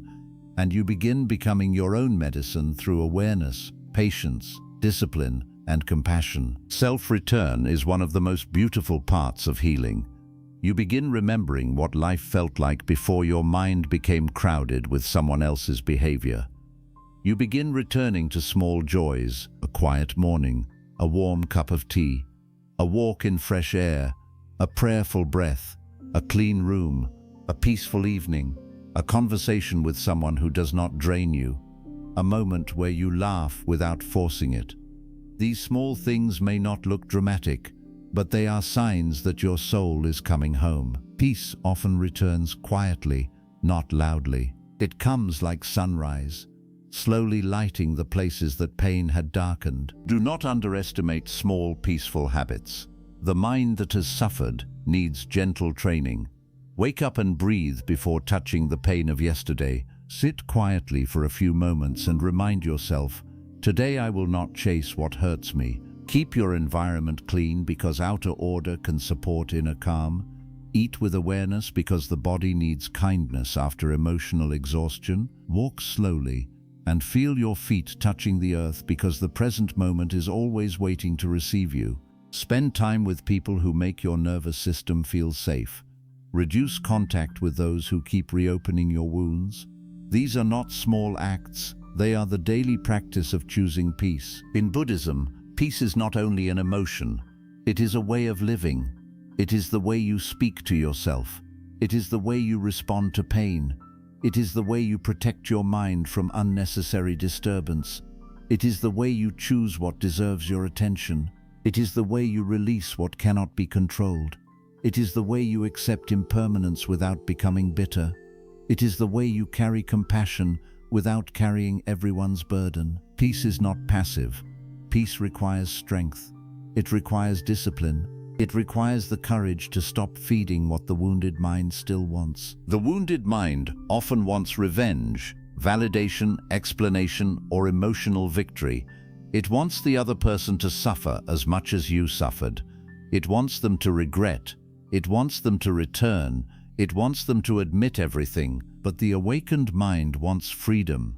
It does not need revenge because revenge keeps the chain alive.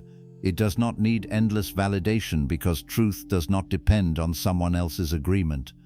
It does not need the other person to suffer because another person's suffering cannot heal your heart. It does not need emotional victory because peace is already the highest victory. Never forget that the person who does not value your peace is still a human being with their own ignorance, wounds, fears, and karma. Seeing this does not excuse their actions, but it prevents hatred from poisoning you. Sometimes people hurt others because they have not learned how to love without selfishness. Sometimes they ignore pain because they are disconnected from their own heart. Sometimes they create suffering because they are ruled by ego, desire, fear, or immaturity. You do not have to carry them. You do not have to fix them. You do not have to remain close to them. But you can release hatred by understanding that their behavior came from their level of consciousness, not from the truth of your worth. This understanding brings freedom because it stops you from taking everything personally. If someone does not value your peace, it may reveal their inability, not your insufficiency. If someone does not respect your heart, it may reveal their blindness, not your lack of beauty. If someone walks away from your kindness, it may reveal their karma, not your failure. The mind suffers less when it stops turning every wound into self-rejection. Their action is their action. Your worth is your worth. Do not mix the two. Choose peace before you start believing that your tears are proof you are weak. Tears are not weakness. Tears are water leaving a heart that has carried too much. Tears can be sacred when they soften you, cleanse you, and help you release what words cannot carry. But tears become suffering when they keep you attached to the same pain without wisdom. Cry, but after crying, ask what the tear is teaching. Cry, but do not call the person who keeps causing the wound. Cry, but do not return to the place that keeps breaking you. Cry, but then wash your face, breathe deeply, and remember that your life is still worthy of peace. Sometimes people feel guilty for healing. They think, if I become happy again, maybe my love was not real. But this is not true. Your healing does not disrespect your love. Your healing honors your life. You can have loved sincerely and still move forward. You can have cried deeply and still smile again. You can have been hurt badly and still become peaceful. The depth of your love is not measured by how long you suffer after it ends. Love does not become more real because you destroy yourself for it. Love becomes wisdom when you learn how to release it without hatred. There is a beautiful Buddhist understanding that clinging is what turns life into suffering. When you cling to someone who does not value your peace, you are not protecting love, you are protecting attachment. Love can bless and release. Attachment grips and suffers.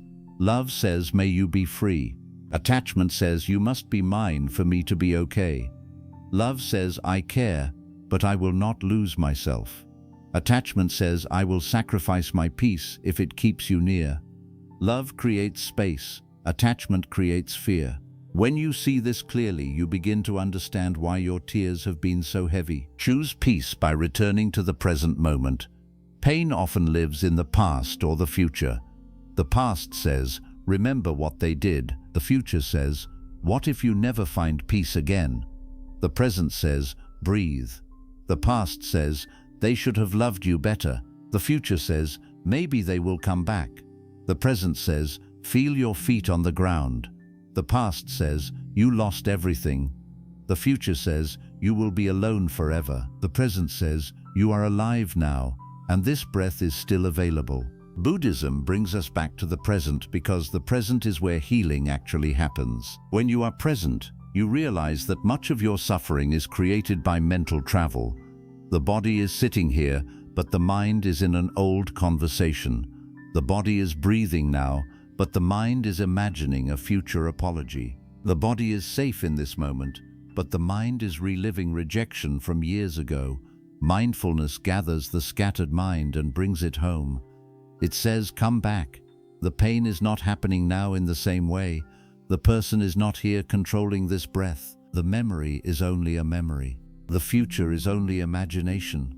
Come back to this moment. This return is peace. Do not allow pain to steal your old age, your present years, your remaining joy, your inner beauty, or your spiritual growth. Many people in later life carry wounds from decades ago.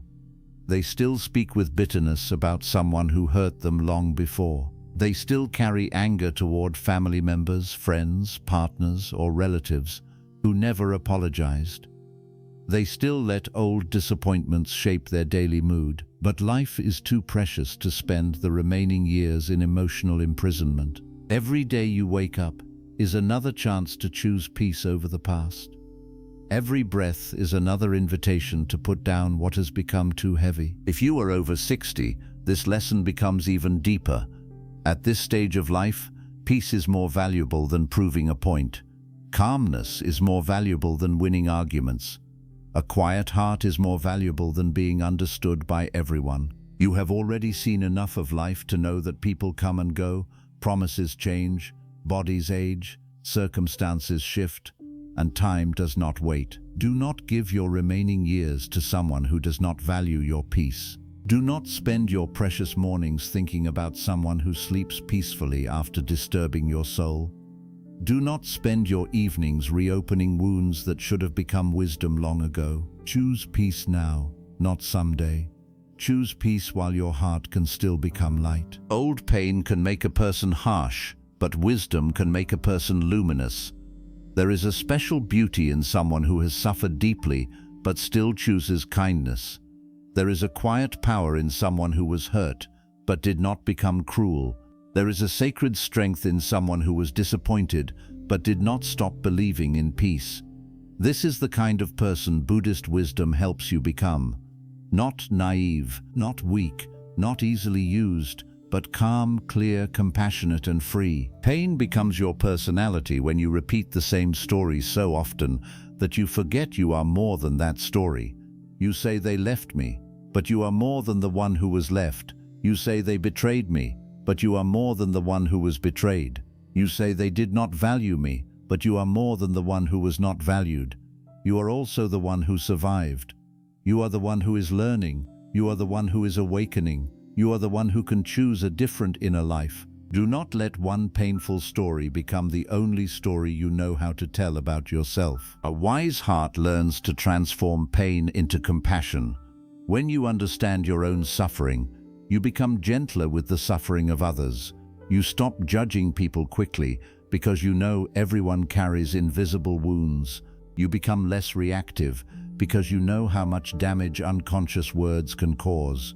You become more careful with the hearts of others because you know what it feels like when someone is careless with yours. This is how pain becomes wisdom. It does not make you superior. It makes you humble. It makes you aware. It makes you kinder, but also clearer. However, compassion must include yourself.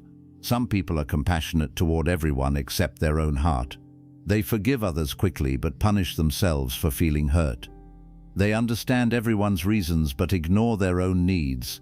They give endless chances to others but never give themselves permission to rest. This is not balanced wisdom. Buddhism teaches compassion for all beings, and you are also a being. Your heart also deserves gentleness. Your mind also deserves rest. Your peace also deserves protection. Do not exclude yourself from your own kindness. Choose peace by speaking to yourself differently. Instead of saying, "Why was I not enough?" say, "I was enough, but they were not able to value me." Instead of saying, "I wasted my love," say, "My love taught me how deeply I can care." Instead of saying, "I will never be happy again," say, "This pain is temporary and peace is possible." Instead of saying, "I was foolish," say, "I was sincere, and now I am wiser." The words you speak inside yourself matter. They can either deepen the wound or begin healing it. The mind listens to repetition. If you repeat hopeless thoughts, hopelessness grows. If you repeat peaceful truths, peace grows. This is why spiritual practice includes reflection, chanting, prayer, meditation, and mindful speech. These practices are not empty rituals. They retrain the mind. They help the heart remember what suffering made it forget. So repeat gently, "I choose peace." Repeat, "I release what hurts me." Repeat, "I can love without clinging." Repeat, "My worth does not depend on their recognition." Repeat, "This pain will become wisdom." These words, when carried with sincerity, become seeds. There may still be days when you feel weak. Do not hate those days. Healing does not mean every day is peaceful. Healing means you no longer surrender your entire life to the painful days. A cloudy day does not mean the sun is gone forever. A sad morning does not mean you are back at the beginning. A moment of longing does not mean you have failed. Be patient with your heart. The wound that formed over time may also need time to heal, but time alone does not heal. Awareness heals. Right action heals. Boundaries heal. Self-compassion heals. Letting go heals. Time only helps when you stop using it to repeat the same suffering. Some people say, "I cannot let go because I still love them." But love does not require self-destruction. You can love someone and still choose peace. You can love someone and still walk away from repeated pain. You can love someone and still stop giving them access to your heart. You can love someone and still recognize that their presence is not healthy for your mind. This is mature love. This is detached love. This is love purified by wisdom. It does not demand possession. It does not demand revenge. It does not demand suffering. It simply blesses, releases, and returns home. Choose peace before resentment becomes the language of your soul. Resentment is heavy. It keeps you tied to the person who hurt you. Even if they are far away, resentment keeps them living inside your mind. Every time you replay what they did with anger, you invite them back into your inner world. Every time you tell the story with bitterness, you drink the poison again. This does not mean you should deny what happened. It means you should not allow what happened to keep happening inside you every day. The event may be over, but resentment keeps making it present. Peace begins when you stop renewing the pain through memory. Forgiveness in Buddhist wisdom does not mean saying the hurt was acceptable. It means you stop carrying fire in your own hands. Forgiveness means releasing the desire to keep punishing them inside your mind. It means you refuse to let their actions continue shaping your inner weather. Forgiveness may happen slowly. It cannot be forced. But even before full forgiveness arrives, you can begin releasing the grip of hatred. You can say, I am not ready to fully forgive, but I am ready to stop letting this pain own me. That is a beginning. And every beginning matters. Choosing peace may require distance. Sometimes people talk about peace but keep standing in the same place where pain keeps hitting them. They remain close to someone who constantly disturbs them. They keep answering messages that pull them back into emotional confusion. They keep visiting situations that reopen the wound. They keep offering availability to people who treat availability as weakness. But peace often requires space. Space is not cruelty. Space is medicine. Distance is not always hatred. Sometimes distance is the only way the heart can hear itself again. Do not be afraid of losing people who do not value your peace. Be more afraid of losing yourself while trying to keep them. Be more afraid of becoming someone you do not recognize. Be more afraid of waking up years later and realizing you gave your best energy to someone who only gave you anxiety. Be more afraid of spending your precious life waiting for a person to become gentle with your heart. The loss of someone careless may hurt for a time, but the loss of yourself hurts much more deeply. Choose the pain that leads to freedom over the comfort that keeps you imprisoned. There is a kind of pain that comes when you detach, but it is different from the pain of staying attached. The pain of detachment is clean. It is the pain of healing. It may burn, but it purifies. The pain of attachment is dirty. It repeats, confuses, humiliates, and drains you. The pain of detachment slowly becomes peace. The pain of attachment slowly becomes personality. Choose carefully which pain you are willing to carry. Not all pain is bad. Some pain is the birth of wisdom. Some pain is the breaking of chains. Some pain is the heart learning to stop begging for what it must give itself. When you choose peace, you may disappoint the part of you that still wants them. You may disappoint the part of you that wants one last conversation. You may disappoint the part of you that wants proof they cared. You may disappoint the part of you that wants them to feel regret. But you will save the part of you that wants to live calmly. You will save the part of you that wants to sleep without heaviness. You will save the part of you that wants to smile again. You will save the part of you that knows life is bigger than this wound. Buddhist wisdom reminds us that life is impermanent.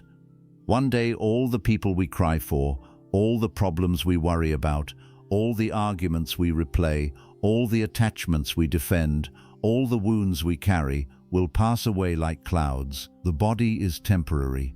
Relationships are temporary. Emotions are temporary. Even the pain that feels endless is temporary. When you remember impermanence, you stop giving permanent power to temporary experiences. You ask yourself, is this worth losing my peace over? Is this worth damaging my mind over? Is this worth carrying into the remaining years of my life? Many things feel large because we are looking at them through attachment. From the view of wisdom, they become smaller. Imagine your life as a small flame. Every day you can protect that flame or expose it to storms. People who value your peace help shield the flame. People who do not value your peace keep blowing harsh winds at it. If you keep standing near those winds, the flame becomes weak. Choosing peace means cupping your hands around your inner light and saying, I will not let careless people extinguish what is sacred within me. This is not selfish. This is spiritual responsibility. You are responsible for your inner environment. You may not control who hurt you in the past, but you can control how long you keep giving them space in your present. You may not control whether they apologize, but you can control whether you keep waiting. You may not control whether they value your peace, but you can control whether you value it enough to protect it. This shift is powerful because it moves you from helplessness to wisdom. You stop living as if your peace is in their hands. You begin living as if your peace is your sacred duty. Choose peace in your thoughts. Choose peace in your reactions. Choose peace in your relationships. Choose peace in what you watch, what you listen to, what you remember, what you repeat, and what you allow close to your heart. The path of peace is not one decision made once. It is a way of walking. It is the moment-by-moment practice of not betraying your own mind for temporary attachment. It is the discipline of returning to awareness whenever pain tries to pull you back into unconsciousness. One day, the person you cried for may no longer have power over your breath. One day, their name may no longer tighten your chest. One day, the memory may come and pass like a bird crossing the sky. One day, you may realize that what once felt like the end of your happiness was actually the beginning of your awakening. You may even feel grateful, not because the pain was good, but because the pain forced you to return to yourself. This is the miracle of wisdom. It can turn a wound into a doorway. It can turn tears into clarity. It can turn loss into freedom. Until that day comes, keep choosing peace. Choose it when your heart is strong and when your heart is weak. Choose it when the mind understands and when the mind still asks questions. Choose it when the memory hurts and when the memory softens. Choose it when you feel lonely and when you feel calm. Choose it not because it is easy, but because your life deserves it. Choose it because your remaining years should not be spent worshipping pain. Choose it because your heart has already carried enough. Choose it because no one who does not value your peace deserves to become the owner of your personality. Never cry forever for someone who does not value your peace. Cry for a moment if the heart must release, but then rise with awareness. Do not let the tears become chains. Do not let the wound become your name. Do not let the disappointment become your religion. Do not let the memory become your home. You were not born only to suffer from someone else's carelessness. You were not created only to wait for someone's apology. You were not placed in this life only to chase love from those who cannot give it gently. You are here to awaken. You are here to learn the difference between love and attachment. You are here to discover that peace is not found in controlling another person, but in understanding your own mind. You are here to become softer without being weak, stronger without being cruel, silent without being bitter, and detached without being cold. You are here to turn pain into wisdom, wisdom into peace, and peace into a life that no longer depends on the careless hands of others. So today, make this promise to your own heart. I will not allow pain to become my personality. I will not allow one person's blindness to destroy my inner light. I will not allow attachment to keep me crying for someone who does not value my peace. I will feel what must be felt, learn what must be learned, release what must be released, and return to myself with compassion. This promise is not small. It is the beginning of freedom. The person who did not value your peace may remain as a memory, but they do not have to remain as a wound. The pain may have been part of your path, but it does not have to become your destination. The tears may have fallen, but they do not have to keep falling forever. Choose peace before pain becomes your personality. Choose wisdom before attachment steals more years from your life. Choose yourself before you disappear while waiting for someone else to choose you. And remember, the moment you stop crying for those who do not value your peace is the moment your soul begins walking back toward freedom. Never cry forever for someone who does not value your peace, because your tears are sacred and they should not be wasted at the feet of those who are careless with your heart. Cry if the pain is heavy. Cry if the memory still hurts. Cry if your soul needs to release what words cannot explain, but do not allow those tears to become chains around your life. In Buddhist wisdom, tears are not weakness when they cleanse the heart, but they become suffering when they keep you attached to the same person, the same wound, and the same expectation that someone else must change before you can finally be peaceful. The person who disturbed your peace has already taught you enough. They taught you where your attachment was hiding, where your expectations were too heavy, where your heart was still waiting for love, apology, respect, or understanding from someone who could not give it gently. Now the lesson is complete. You do not need to keep returning to the same pain to prove that your love was real. You do not need to keep explaining your tears to someone who already saw them and still chose not to protect your heart. You do not need to keep holding on to a relationship, a memory, or a hope, that slowly turns your inner world into suffering. Buddha's wisdom reminds us that everything is impermanent. People change, emotions change, relationships change, and even the pain that feels endless will one day soften if you stop feeding it with attachment. The wound may still speak for a while, but it does not have to become your future. The memory may still visit, but it does not have to control your mind. The heart may still miss what was lost, but missing someone does not mean you must return to what destroyed your peace. This is the path of detachment, not becoming cold, not becoming cruel, not hating the person who hurt you, but gently choosing your own peace over the suffering of clinging. From today, let your tears become wisdom. Let your silence become strength. Let your distance become healing. Let your pain become the doorway to a calmer, deeper, more peaceful version of yourself. Do not chase the person who made you forget your worth. Do not beg for care from someone who only values you when they need you. Do not keep your heart open to those who enter only to leave wounds behind. You can forgive them without returning to them. You can bless them without waiting for them. You can remember them without crying for them. You can love from a distance and still choose yourself. The most beautiful revenge is not anger. The most powerful answer is not argument. The deepest victory is not making them regret losing you. The real victory is when your mind becomes calm again, when your heart stops shaking at their name, when your soul no longer begs for their attention, and when your life becomes peaceful without needing their apology. That is freedom. That is healing.